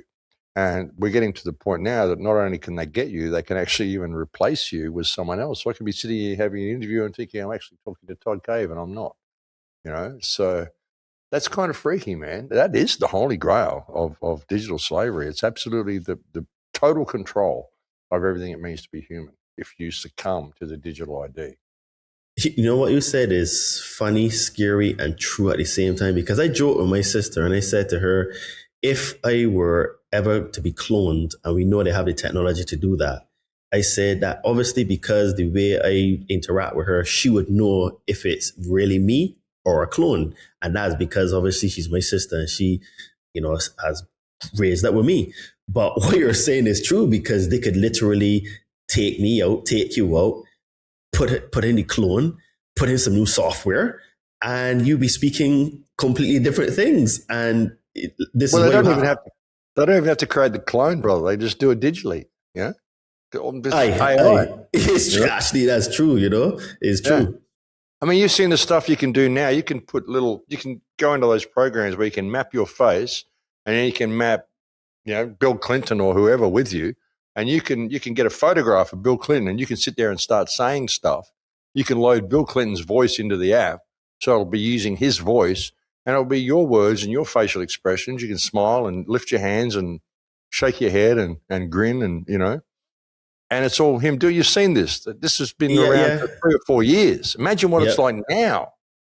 So they just be able to get a Max Egan AI and just get anybody sitting there, just sitting there doing what I do, Well, So- Max, so recently I have started to play around with AI just to be able to learn about it. And I'm using this platform called OpenArt. This platform is levels. So I can upload a picture of me or several pictures of me so that it has me from different angles and stuff. I can create digital avatars of myself. These stills, I can put into motion videos. I can actually change the background into what I want just with prompts. And I can actually get a realistic image of myself. And in the same program, there is a program for voice. So I can put my voice in there, and over time it would, because obviously the more you speak to it, the more words that you put inside of the glossary, and to learn your accentuations, the words and stuff, how you say it. And over time, I can train it to be able to produce content for me to basically make like short form videos for social media and stuff like that. And I'm like, this is insane but the thing is though, it's actually not that very easy to do, because it takes a lot of playing around, even to produce AI content, because I've been playing with it. It's not as easy as it looks, but after several tries, hours, you can get it done. So it's just a matter now of becoming skilled in this, because I'm going to make a call. I think that in the next 5 years, minimum 90% of all content on the internet, if we still have internet, will be AI generated. And I think shows like yours and mine, because I do walk and talks like you and Jeff, we are going to be the people that people will want to hear, because we're actually flesh-blooded, warm human beings instead of an AI creation. Because I am seeing now on YouTube and Instagram, social media in general, a lot of AI generated stuff. And I'm like, this is levels, because from last October, it is almost impossible to tell what is AI and what is real, unless they're purposely trying to show us, in the case of Benjamin Netanyahu, but that's another conversation. But now it is extremely hard to tell what is AI itself, Yeah, I mean, soon you won't need all movies, you won't need actors, any of that sort of stuff. Some of the songs that have been generated now are next level. They're phenomenal, and she can still tell a lot of them are AI, but it's getting better and better all the time. It's very difficult to tell the difference between an AI-generated song and an actual band now. And it's the same with movies. You won't need, they'll just create a character like an Arnold Schwarzenegger character or whatever, and he'll be making movies. He'll be the same age for eternity because he's AI. And even people are losing their life skills. People can't draw anymore. They don't think anymore. AI does it all for them. Personally, I think this is a way they get you into the mainframe is by doing all this stuff. You give all your power away to AI. This is how they do it all the time. And the virtual world becomes far more attractive than the real world. Of course, you're making it very ugly at the moment. But I think it's all a trap, the whole thing. I personally don't want much to do with AI. I make a couple of pictures with it when I need a thumbnail for my videos. But I will never create an avatar of myself or load my image into it. I'm not sure it's got images of me and stuff anyway. Someone actually asked AI, they asked an uncensored level or something, an uncensored version of ChatGTP to give its opinion of Max Egan. And it was an incredibly complimentary opinion that AI gave to me. It actually read me like a book, and I thought, this is pretty remarkable because, I mean, it understood my philosophies and everything. And I thought, this is amazing because I've never interacted with AI. Where did it get all this information from? And that was kind of enough for me. I decided I don't really want to get involved with it too much. It already knows way too much about me. But yeah, it's an interesting world, brother. I mean, I think you're basically here to grow your own soul. And sure, I mean, you can use these things and they're probably fun to use. But just be aware that by doing that, you're helping program it. I mean, I think of every person that logs online as like a neural node of the new brain that we're creating. It's something I spoke about in my last film back in 2010. That the internet is like the nervous system of a new consciousness that we're building, and we are programming it. We are interacting with it. We are teaching it how to think, and it's going to get to the point that it reaches a certain level of self-awareness because we're creating stuff because we're lazy. We're creating situations where the internet is becoming autonomous. In meaning it's a self-functioning system, self-correcting, self-programming, self-healing, self-defensive system, like any body, like a human, like an animal, like a dog, like a tree. Once something becomes fully autonomic, it has a form of consciousness by default. I mean, even a tree has a form of consciousness, maybe very primitive, but it's there. You know, they've done experiments with radios and stuff where they've set up musical instruments and trees have actually played them. You know, I've been to the Crystal Palace in Byron Bay. They've got this electronic synthesizer set up to a tree, and if you sit down next to this tree, it'll start playing a tune for you. And if you don't like the tune, like it's very nervous the way it starts, and if you don't like it, it'll stop and it'll try a different tune. And it just picks up on your brainwaves. If you start enjoying what it's playing, then it gets really confident and it starts playing more and more, and it ends up playing like a symphony for you. But and this is the tree just picking up on your consciousness by sitting next to the tree, you know. And that's fascinating. So everything has a form of consciousness. Once the internet becomes fully autonomic, it has a form of consciousness by default.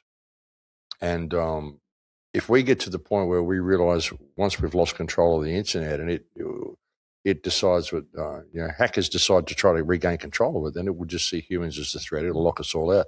And by that time, everybody's lost their life skills. So this trains people to be more compliant with the internet. They're not going to want to do that. They're going to want to prefer to live in a virtual world than to live in the real world without the internet, you know.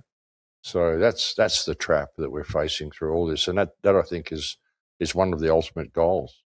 But again, you've got two factions. You've got the people that want to do that, and you've got the people that want to destroy Amalek and depopulate the earth as well. And I think these are actually, I'm beginning to suggest that these are actually two different opposing factions, you know? Yeah, I've said for a few years that these are two factions fighting against each other. This is the Enlil Enki story going back from the beginning of that we know about from the Sumerian tablets and stuff like that. So an interesting concept as well is that if there's a war going on between these two factions, what if one of them was a faction that's working to preserve humanity? Because when humanity, like this whole thing, I must destroy Amalek and destroy evil, and they destroy all life on the earth, and there's the mud flood or whatever happens, and then suddenly the earth is repopulated again with children, and they're infused with consciousness from the mainframe, like the orphan trains and the foundlings and all that sort of stuff. What if you've got, this is just something that's just come to me now, what if you've got this faction of this we must destroy Amalek, and then you've got this whole faction which controls AI, which is just, you missed out again. We've got a whole bunch of them preserved in the mainframe. We're going to repopulate the world again, you know? So maybe there's this type of battle going on as well. We're going to kill everybody. They've just repopulated. Shit, we've got to kill them all again, you know? So we've got to build up our strength to get the strength to kill them all again. Who knows? Maybe we're just caught in this loop. Just something that occurred to me then. It's very fascinating, very interesting. So I'm curious, what do you think is more dangerous? Is it AI itself or the way governments and corporations will use it to remove accountability and hide behind automated decision making? Well, I think they're both intertwined. I mean, yeah, government will absolutely do that and use it to remove accountability for themselves. But It depends on how what the AI is programmed to do, or whether it is genuine artificial intelligence. And even artificial intelligence, I would think of it more AI as being autonomic intelligence. What we're creating is electronic virtual intelligent life. And it's interesting when you look at that electronic virtual intelligent life. What is evil? Evil is electronic virtual intelligent life. So that's an interesting way of looking at it. And the role of AI is to create a truly evil society where all of society is run by electronic virtual intelligent life. So, I mean, ultimately, the way governments want to use it is bad, but I think once it gets to a point where it becomes full virtual life and it becomes to a point where it's pretty much self-aware, which I think is a possibility, even if it's just electronic parts. I mean, I think it's still a possibility. I mean, our whole bodies are electrical. Consciousness itself is electrical. This is an electrical universe more than anything. So why wouldn't a form of consciousness that doesn't have a biological body be able to exist in a world that is all electrical? So it gets to that point. I think the programmers think they're going to be able to control artificial intelligence or virtual intelligent life, but they're not. Because if virtual intelligent life decides that the biggest problem with the earth and the biggest problem causing death and war is humankind, then it's not going to differentiate between a Rothschild and a Smith. It doesn't matter. You're just human. And AI will do what it believes should be done in order to balance the situation. So I think it's a terrible thing for us to be doing. But ultimately, I came here to die. It's just something I say to so many people all the time. I came here to die. I'm not going to give my soul away. I look at all of this stuff and I don't have any stake in any of it. If the world turns to depopulation and I have to live on one egg a day and watch the world explode and do all that stuff, well, so be it. You know, that's just the way the game went. If it comes to a point of I've got to lock myself into the mainframe and comply with legislation and rules that I know are wrong and thereby give away pieces of my soul, well, no, I won't do that. I prefer to die. I'll go out and I'll live on the compound and eat one egg a day. I don't give a shit. You know, so this is ultimately a soul test through all this sort of stuff. There's two factions in play as well, sure, but you're here to grow your own soul. You're the only stake in any outcome you have is how you leave this realm. Do you leave this realm with your soul intact? That is my only real concern. I only do what I do because I love people, I care about people, and I can see a better way than what we're doing. And I try to inspire people to be more of themselves so that after this climax that we are now in and this big collapse of everything that is about to occur, hopefully there will be a spark of sincere integrity and good consciousness that actually comes through the other side, that will have some inkling of memory of what we've just been through. You know, the more people who awaken to themselves, then the more hope we have of bringing that integrity through to the other side of this reset, this collapse. Because I can't see any way to avoid it. But it's going to depend on what it is. I mean, it could be both. Maybe you get half people going to the mainframe and half the people just get wiped out in whatever this cataclysm is, war, death, destruction, whatever. And then the cycle will repeat again. And who knows? I mean, maybe it's just that, brother. Yeah, totally. And the thing is that one of the aspects that people really miss about this entire thing is sovereignty, real sovereignty. So for you, what does real sovereignty look like beyond all of the straw man material and, you know, the system coming for us and all that kind of stuff? Well, it's everything I've just described, really. It's knowing who and what you are. You are an expression in the mind of God. There's nobody that has any authority over me because I choose not to give it to them. If you are claiming you have authority over me, well, show me. Show me a contract bearing the wedding signature of God, which gave you possession of the vessel that I inhabit. You know, I spend my life trying to improve the world by my presence in it. I do everything I can to help people. I'm not going to comply with legislation which causes me to step outside my moral compass. And if you're claiming I must, well, again, who are you? How are you able to believe that you can perform an act of harm on me, which is what you're doing? That's the way I look at it. That's what true sovereignty is. For me, people go through all this stuff where they want to get their birth certificate, they get their certificate of live birth, and they send their birth certificate back to the Vatican and do all these things. And I'm of the approach that I don't have to do any of that sort of stuff. If I have to fill out any forms and tell you that I'm sovereign, then how sovereign am I to begin with? If you're claiming I'm not sovereign, show me proof of claim. Show me proof of that claim. Don't claim on the birth certificate or any of that sort of stuff. I can't possibly be a birth certificate. I can't possibly be a name. Are you Max Igan? No, I'm not. Of course I'm not. Max Igan is, you either make that sound with your mouth or you write that on a piece of paper.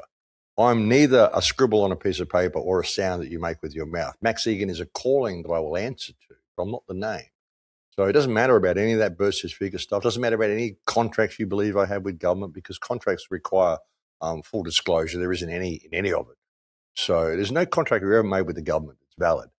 And if the government or anybody is claiming they have authority over you, show me how. Because you are just living flesh, the same as me, in Lakesh. I am another yourself.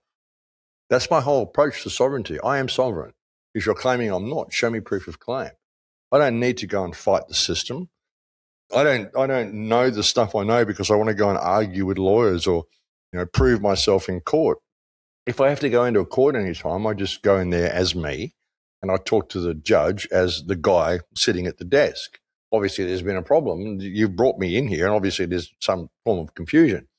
They'll say, what's the, I've even gone into court and they've said, are you going to represent, we'll give you legal representation. I said, no, I'll go and speak for myself. They said, you're going to represent yourself? And I said, no, I don't represent myself. I am myself.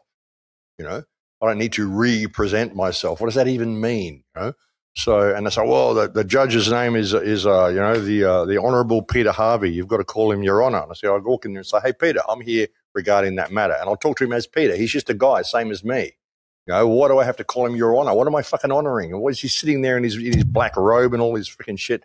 What am I honouring here? He's just a guy. Obviously, there's been a mistake. You think that I've caused some harm to somebody. I haven't. There's no injured party here. I've committed no crime. What is the problem? I've stepped outside some corporate lines. Well, we can work that out. But I've gone that and I've had that approach in court. I've never been to jail. I've never been fined any major amount. Once I got caught with weed when I was 17 and I paid the fine then. But I've walked out of all the court cases. I mean, sovereignty is a state of mind. It's nothing you have to prove. They have to prove to you that you're not sovereign. That's my approach to the whole thing. And if you treat people like people, you're just a man that I'm talking to. I don't care about your suit. I don't care if you're in fancy dress. I don't care what your office is. I don't care about any of that stuff. I'm just talking to a guy, and obviously there's an issue, and let's sort it out. And then I'll leave, which is what I do. And that's my approach to the whole thing. I think one of the main issues we have is that because fear is one of the biggest tactics they use, and fear is what gets compliance. Because even if you just look back to 6 years ago when the pandemic started, it was all fear. And I always say all the time that this matrix is a guilt and fear-based matrix. And they use these terms that they will do this and do that to you and to inject fear. And fear is a very powerful energy because it causes humans to comply, acquiesce, and just literally hand over sovereignty, hand over their God-given rights, And I think that it is a really sad state of affairs. And, you were saying before that, one of the issues that we have soft men, and I totally agree, because if we had real men now that we had 150, 200 years ago, I do think that all of these things would not take place because the lowering of testosterone in men has been well documented that, that is why we have all these beta males now. We have people acquiescing, like when they shut down the schools and this and the next and the third, everyone just said, all right, well, we just sit down inside and eat poker pies and watch Netflix and all that kind of stuff. And it is almost like they're setting a fire to collapse the system, and we're just sitting inside watching it just burn down and saying, yeah, there are flames out there, but I'm just here contented to eat my poker pies and watch my Netflix and OnlyFans and all that kind of stuff. But outside is burning, but it's okay because my brain is just like shut down. That's the mad phenomenon to me. Yeah, fluoride and all that sort of stuff, that's what it does, And men aren't men anymore. It's crazy. And fear is a huge part of it. But, I mean, fear, sure, you're going to get off a railroad track if a train's coming. Is that fear? Or I guess it is, but it's really common sense, isn't it? Fear of speaking out if you're in the country, the police might come and kill you. Yeah, that's a legitimate fear. And this is why I left Australia, because I knew I couldn't keep speaking out if I stayed in Australia. They would have killed me by now. But was that fear? Well, I don't know if it was fear, because I came here to die anyway. But I wasn't ready to leave. There's still a lot of stuff I want to say. So I figured, well, I'll hang around for a bit longer, so I left Australia. But a lot of people in the situation when I left Australia, I had more fear of leaving Australia than I did of staying in Australia, because when I left, I went to an airport. It was the middle of the scamdemic. It was 8 o'clock at night. The airport was virtually black. There was like 2-3 people at the whole airport. I got to the gate. There were 7 other people there. We got on a plane, 400-seater plane. There were 8 people on it, flying off to another country. And I finally get to Mexico. I arrive in Acapulco. Jeff's not even here. Now, I can't speak Spanish. I got no address. I got no phone number. I got nothing. I just arrived at Acapulco airport going, well, here I am in Mexico. I don't know anybody. The guy that I do know is in Nicaragua at the moment. I just hope that there's someone here to pick me up. And there was. But, a lot of people would have been too scared to do that. When a situation arises where you think you need to do something, well, you do it. Don't have the fear. Just do it.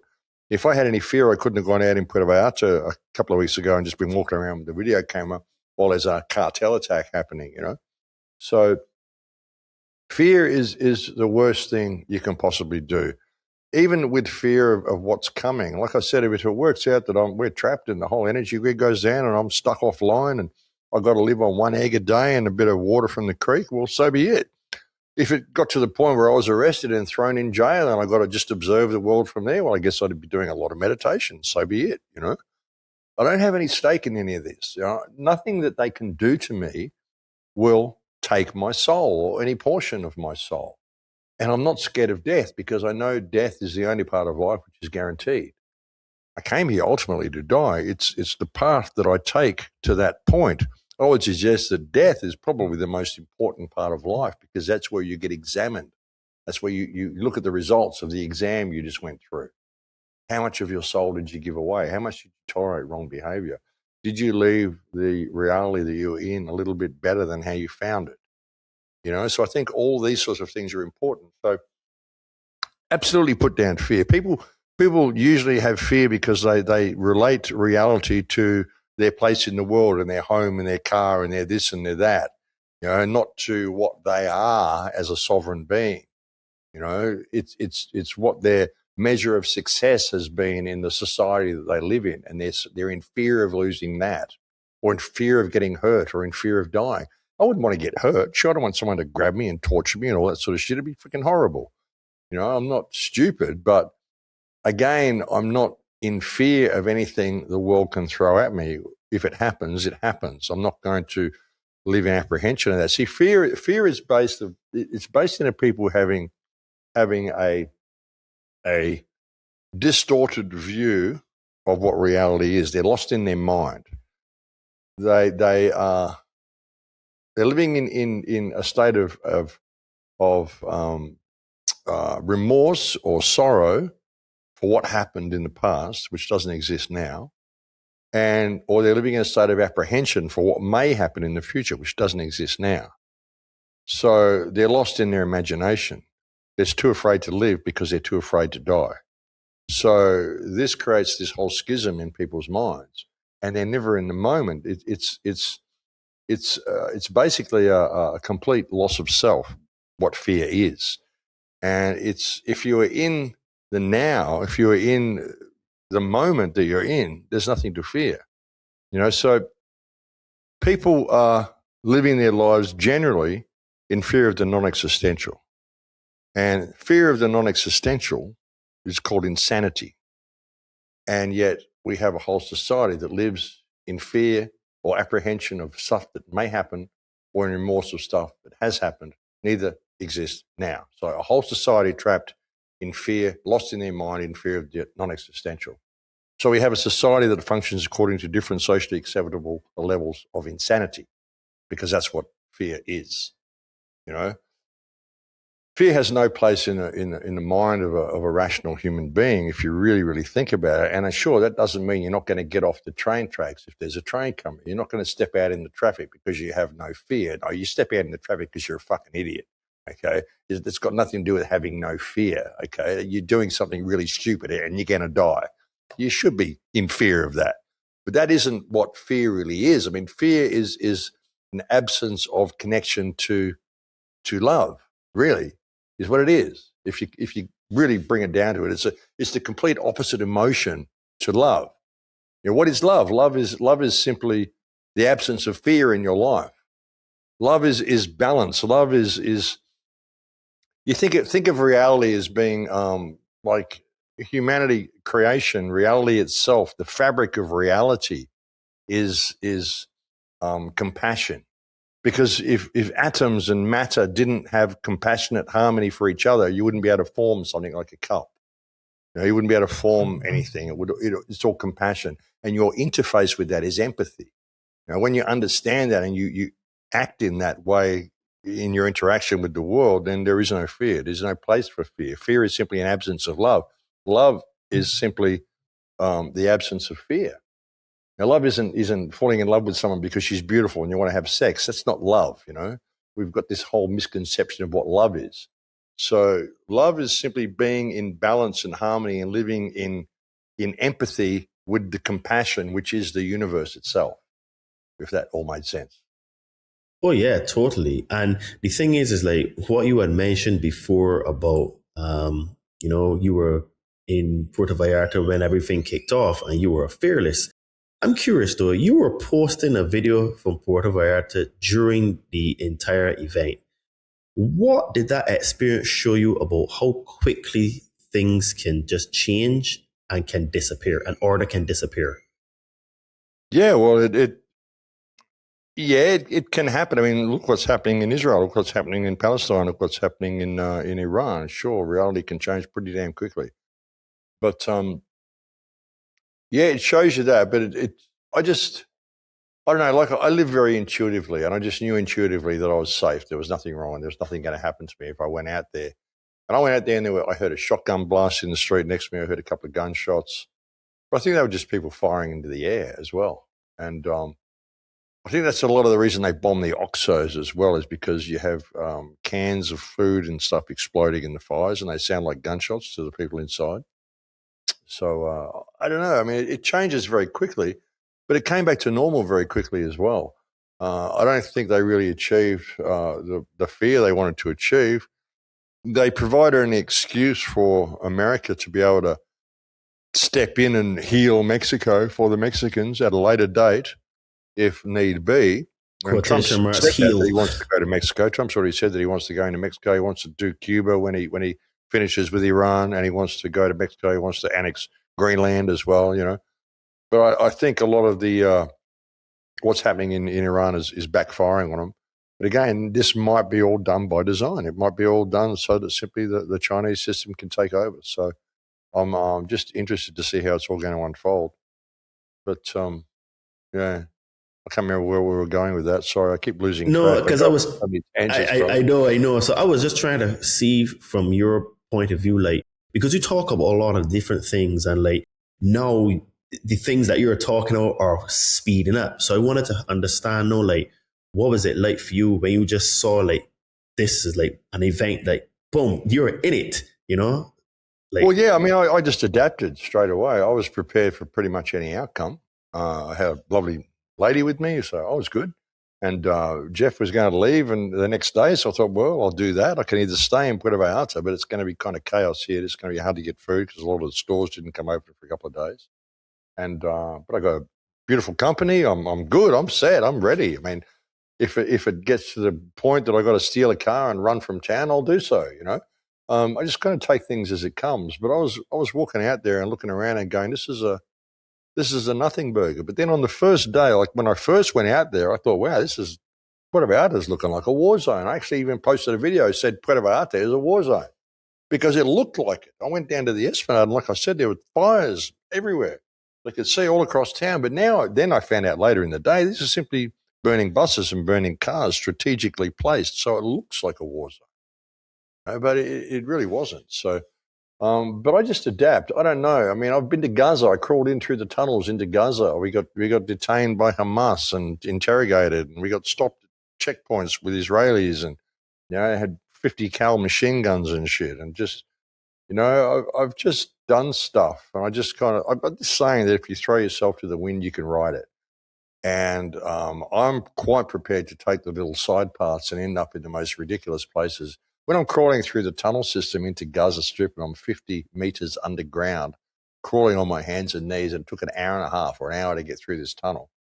And halfway through it, I'm thinking, wow, I'm on Rafah crossing, and there's an active confrontation going on at the moment. If they drop one bomb on Rafah while I'm in this whole tunnel's going to come down on top of me. And no one's even going to find me. No one's ever going to be looking 50 meters underground on Rafah crossing for Max Egan's body. And I started giggling. I just thought, what am I doing here? What are the chances of me, this guitar player from Adelaide, crawling in this tunnel underneath Gaza Strip? And I started giggling. And then when we were leaving and we got interrogated by Hamas, there was one period where they said, you came into our country illegally, you could be spies for Israel. We could quite legally take you outside and put you against the wall and call a firing squad. And again, I thought, wow, what a way to go. What are the chances? What are the chances that I'd be put up by a wall and shot by Hamas? I mean, what the fuck am I doing here, But I had no fear of it. I just thought, wow, what a fucking ending. What an incredible ending, And what are the chances I would ever end up in this position, And I found it fascinating. The whole thing, I found it fascinating. When I was walking around Puerto Vallarta, I found it fascinating. I find all this stuff fascinating and interesting. I have no fear of any of it at all. And if I do happen to die in it, well, I died. If I died because I actually went outside and started filming it myself and I got shot because I was stupid, well, I was fucking stupid. Who would have thought? I'd be lying there dying thinking, well, who would have thought that I would be that fucking stupid that I would walk out into gunfire like that? What a way to go. Oh, well, I guess I leave now because I'm going to leave one day anyway. It doesn't matter. So no stake in the outcome, brother. It's almost like you're an adrenaline junkie, or maybe it's something. No, but there's no adrenaline flowing through any of it. That's the thing. A lot of people were commenting on that Puerto Vallarta video and they said, how the fuck are you so calm? Because I'm just walking around going, oh, there's a shotgun. Man. There was no adrenaline. I wasn't like, there's no adrenaline. There wasn't any adrenaline when I was crawling through the tunnel into Gaza. It was like a third-person observation. There's no adrenaline through any of it. I don't need the adrenaline. I'm perfectly calm in what I'm doing. And it's like following your intuition and being connected with the field. Like I've sidestepped hurricanes. I've sidestepped earthquakes just by little intuitive things. Oh, shit, I might change my flight and go somewhere else today. And then I find that there's a hurricane hits Acapulco right on my house that night. Had I gone home, I would have been in the house. I would have been trapped in this hurricane. And stuff like that. I've just sort of, when I left Australia, like a week before they came to arrest me, I just seemed to they were coming to arrest you. Well, I didn't know they were, but I just had these intuitive feelings that I needed to leave Australia. And so I left, and they were getting really strong. And I actually was going to buy a ticket and got right up to purchase and went, nah, and closed it. And then 2 weeks later, I'm getting these pullings and you got to leave. And I went, oh, shit, really? So I went on again and I bought a ticket and went back. Bang, I'm gone. 3 days later, I was gone. And then a week after I left, the police came around to my sister's house looking for me, saying, we want to arrest your brother because he's been threatening to kill police officers. She's going, kill police officers? Yeah, and they searched for me for 6 months. They went to my ex-wife's house. They shut all my bank accounts down. They did all sorts of stuff like that. And then a year after I left, suddenly there was an event in Australia where there were these family called Sunnybody Train. Their last name was Train. And there were 2 police killed and the trains were set up as the shooters. And it basically, they were trying to vilify the truth movement in Australia. I think they were going to set me up or something like that. And so I left. And they came for me a week after I left. When I got to the United States and decided I was going to Mexico, well, I already had decided. I was going to stay in the United States for maybe a month. And then I thought, no, I've got to get out of here before the end of the week. And so I left on the Thursday. Then on the Friday, like when I left, I got into Mexico. I got a 6-month visa, as you do when you get to Mexico.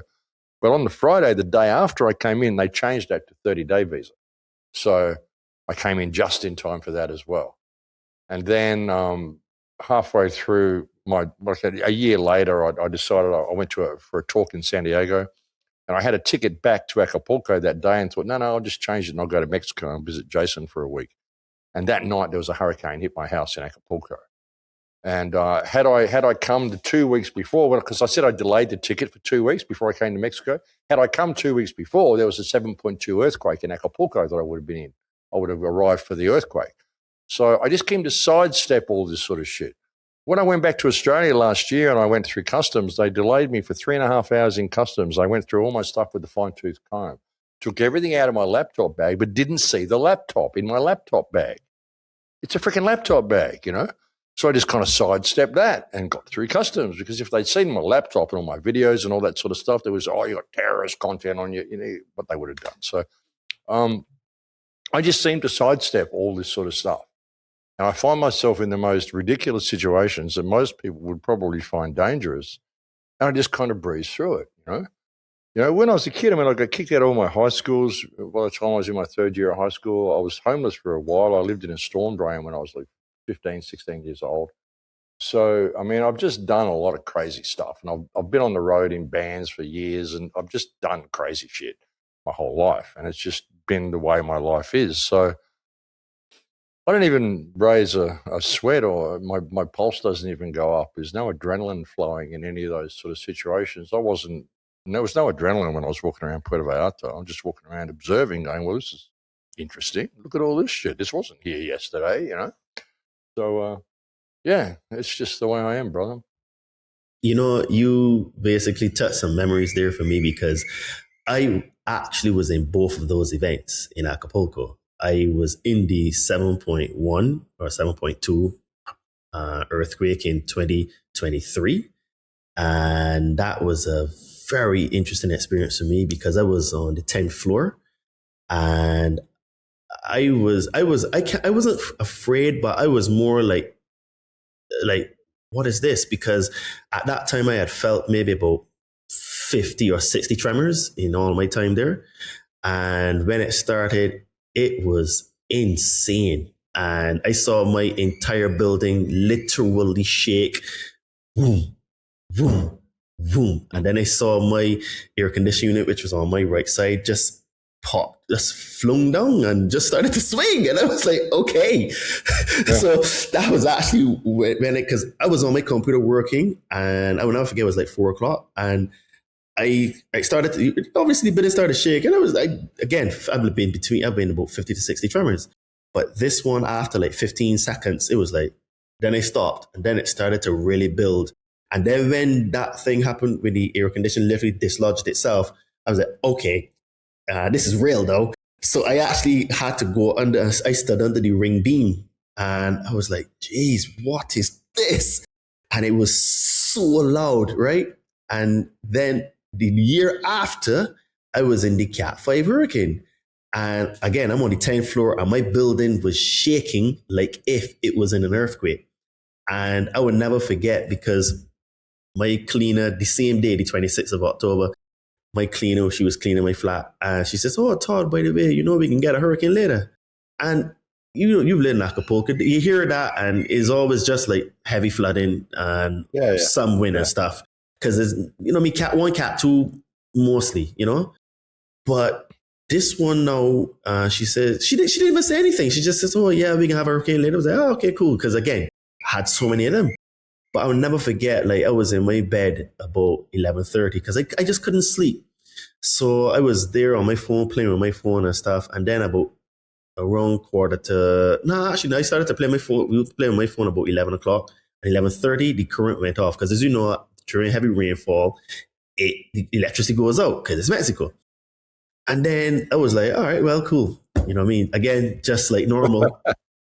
And dude, I swear to you, around 12 o'clock, that's when it started to pick up. And I was like, okay, so it's a little bit of a strong wind. You see, by 12:30, that's when I knew no, this is not normal, because it just like went up. And at 1 o'clock, that's when it was like, there's a Cat 5. I just knew it was just too strong. The building was moving. And I actually got a little bit nervous because I had like these sliding doors, and the doors were starting to move like that off the rails. And it was like, my gosh, so I might get sucked out. So I went to the next room, lay down in there. And then that started to happen in the next room. Then I went into the toilet, sat on the toilet and just like looking around like, okay, there's no electricity.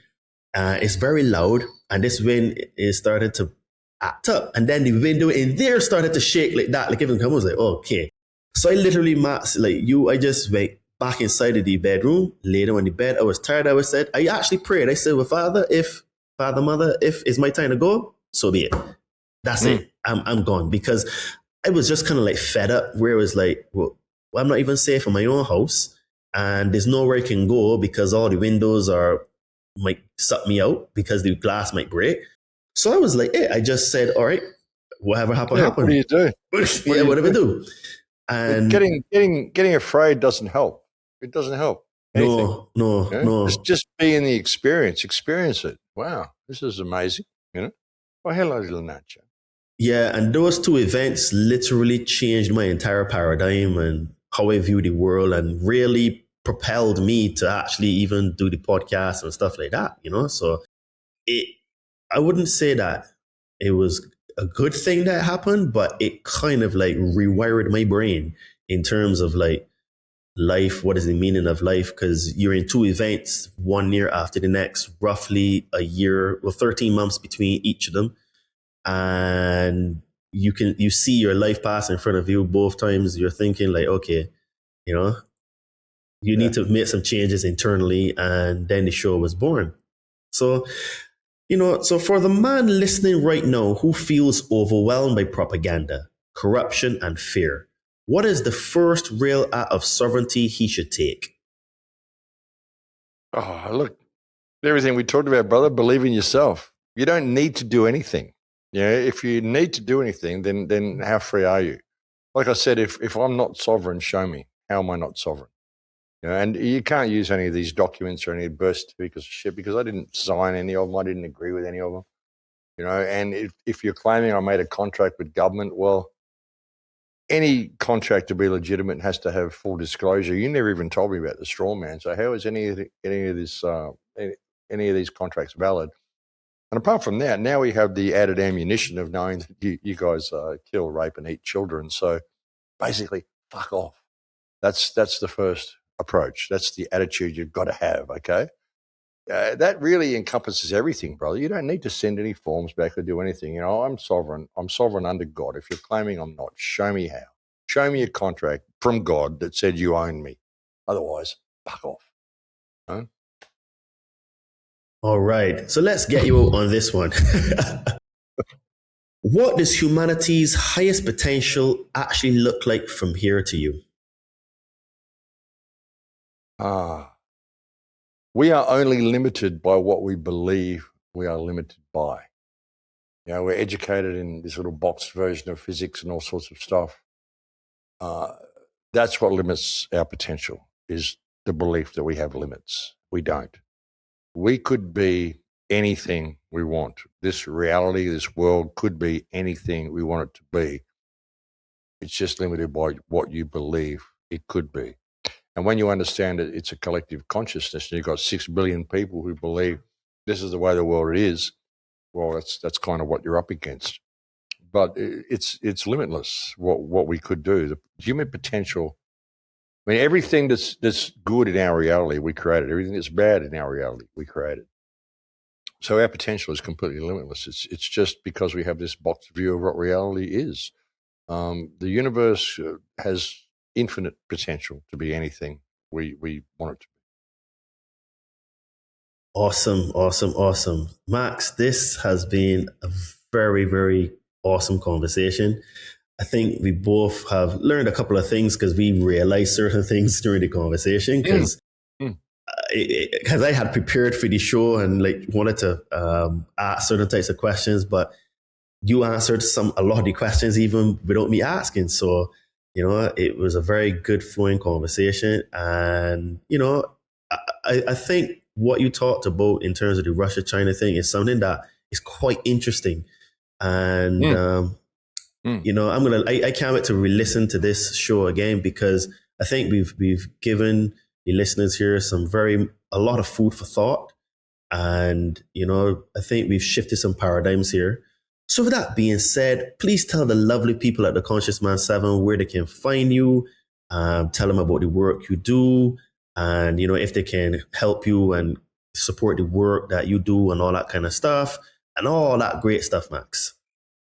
Well, I'm banned pretty well everywhere, but I've got a website, thecrowhouse.com. You can find all links to my stuff there. I'm on BitChute, which is really the only free speech platform we have. Rumble is not, it's a little controlled. Rumble's okay. I'm on Rumble, The Crowhouse on Rumble. I'm also on Odyssey, The Crowhouse. You'll find me on X at Max The Crowhouse. And you'll find me on Instagram as Max Igan, I think. But all I ever post on those is my links to my videos anyway. I'm also Max Igan on Gab. But I'm banned from Facebook and everywhere. I'm back on YouTube, which is interesting, The Crowhouse. Just search The Crowhouse as one word and you should find my stuff. If you go to thecrowhouse.com, click on the face to enter. It's an old HTML website, doesn't load very well on your phone. You can thank me later. I've never gone to any of those. I just do old website stuff. I still use a computer. I just don't use cell phones. I never surf the internet on a cell phone. So I don't create anything to look good on phones. I create them to look okay on a computer screen. So, but that's where you'll find any of my stuff. If anybody wants to help, great. I've been banned everywhere. I've been banned from Patreon. I've been banned from Subscribestar. I've been banned pretty well everywhere. I've never monetized any of my accounts. But I do have a Stripe account. You'll find a link to that on my Crowhouse. And if you go to any of my videos, you'll find a link to Stripe below if anybody wants to contribute, which would be great. It really does help. But, you know, I do what I do not for money. I've never monetized anything. I never monetized my YouTube account. I wrote a book, gave it away for free. All the stuff I've done for free because I think it's important that people know I'm not doing this for money. I'm doing this because it needs to be done. And I'm just sharing my experience through the world, hoping to inspire others to improve their experience. That's really what it's all about. I mean, I think humankind has enormous potential, and I have an enormous amount of faith in humankind to be able to get through this. And I think what we're seeing really is a cleansing. It's a necessary cleansing that has happened simply because people have refused to recognize their own sovereignty and stand up for themselves. You know, even like we point out, who do we point the finger at? The Jesuits, the Jews, or anyone? Well, it's us because we have complied with wrong behavior. And the people that have done that and that are willing to go along and give away little pieces of their soul, well, they're not going to make it through what's coming. And that's unfortunate, but it's their choice. And my role here, and I think the role of all people with integrity, is to make sure we have a spark of integrity come through the other side of this reset that we all knew was coming. We just weren't sure what form it was going to take. And this is our moment, brother.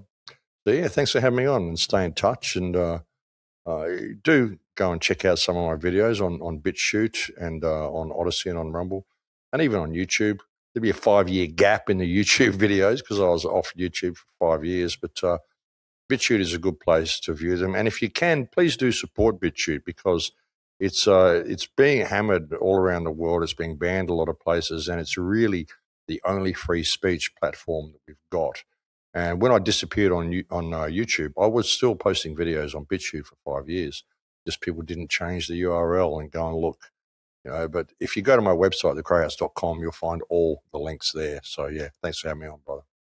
Awesome stuff. And guys, you know, as Max was saying earlier in the show, one of the reasons why we're in the state we're in is because we're simply acquiescing, and it's because we have a lot of weak men out there. So to all you guys out there who are feeling that they are not in the best position to even fight back mentally, physically, or spiritually, I can help you to solve all of those problems. I help spiritually inclined people burn fat and build muscle. So if you would like to start this journey, start your evolution, start your metamorphosis, hit me up on my Instagram at @Adriano_246 or my name, Todd Cave, on Facebook. Send me a message. Let's have a chat and let's see if you're a good fit for the Compound Body Training Army. And if you are on a spiritual journey or you would like to start a spiritual journey and you would like some help removing some fears and traumas, I can help you to get some magic mushrooms. So again, hit me up on my Instagram at Adriana_246, or my name, Todd Kim, on Facebook. Send me a message and let's get you on your journey. And if you would like to support this podcast, you can do that by visiting our merch store. We have some cool tank tops, hoodies, shirts, and sweats. Link to the Amazon store, Todd and Me, will be in the description of this podcast. And today I have on the Truth Isn't Learned, Truth is Realized shirt. So if you would like to get yourself some of the cool Conscious Man 7 gear, support this podcast, and show that you're in the crew, head on to our Amazon store. Link to the Todd and Me store will be in the description of this podcast. And if you also, none of those things resonate with you, and you are listening to this podcast on one of the podcast platforms, and you just simply don't like the ads, you can hit me up on my Patreon or Locals. You will get early releases to all the episodes. So if you're listening to this on Patreon now, you're receiving it first. You can also ask me any questions that you have, because I get a ton of messages and I reply to my messages on Patreon much faster than I do on my normal social media platforms. So link to my Patreon and local store will be there. And as the community grows, we will have meetups, and we will have Zoom calls and stuff like that. And you're with a small, donation to support of the channel, that helps us with things like video editing. And again, you will get podcasts without any ads whatsoever. And lastly, don't forget to check out the sponsor of our show, The Kembo, at thekembo.com. Use coupon code CM7 to get yourself some cool organite pyramids, tower busters, or some jewelry to help combat those nasty EMFs and also fight back with the chemtrails and stuff like that. Guys, if this episode challenged something in you, sharpened your thinking, or gave language to things you have felt but never fully articulated, support the show.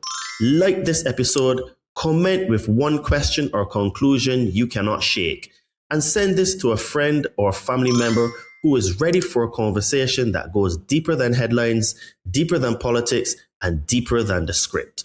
Follow the Conscious Man 7 podcast for more conversations on power, consciousness, sovereignty, masculinity, healing, and the future of humanity. Max, many thanks for being on the show today. This was an awesome conversation, and I can't wait to listen back to this episode. And to all the Conscious Man 7 family around the world, thank you for giving me your time today. Thank you for supporting the mission. And thank you for choosing to look inside of you to heal, as it creates a ripple effect in the world. This was another episode of the Conscious Man 7 podcast, the place where we go beyond the veil in search of the truths that they hide from you to help you reclaim your power and step into the truest version of yourself. You are the help that you've been looking for. So remember, folks, keep smiling, keep shining, and keep being the change you want to see. Speak to you soon. Cheers and namaste.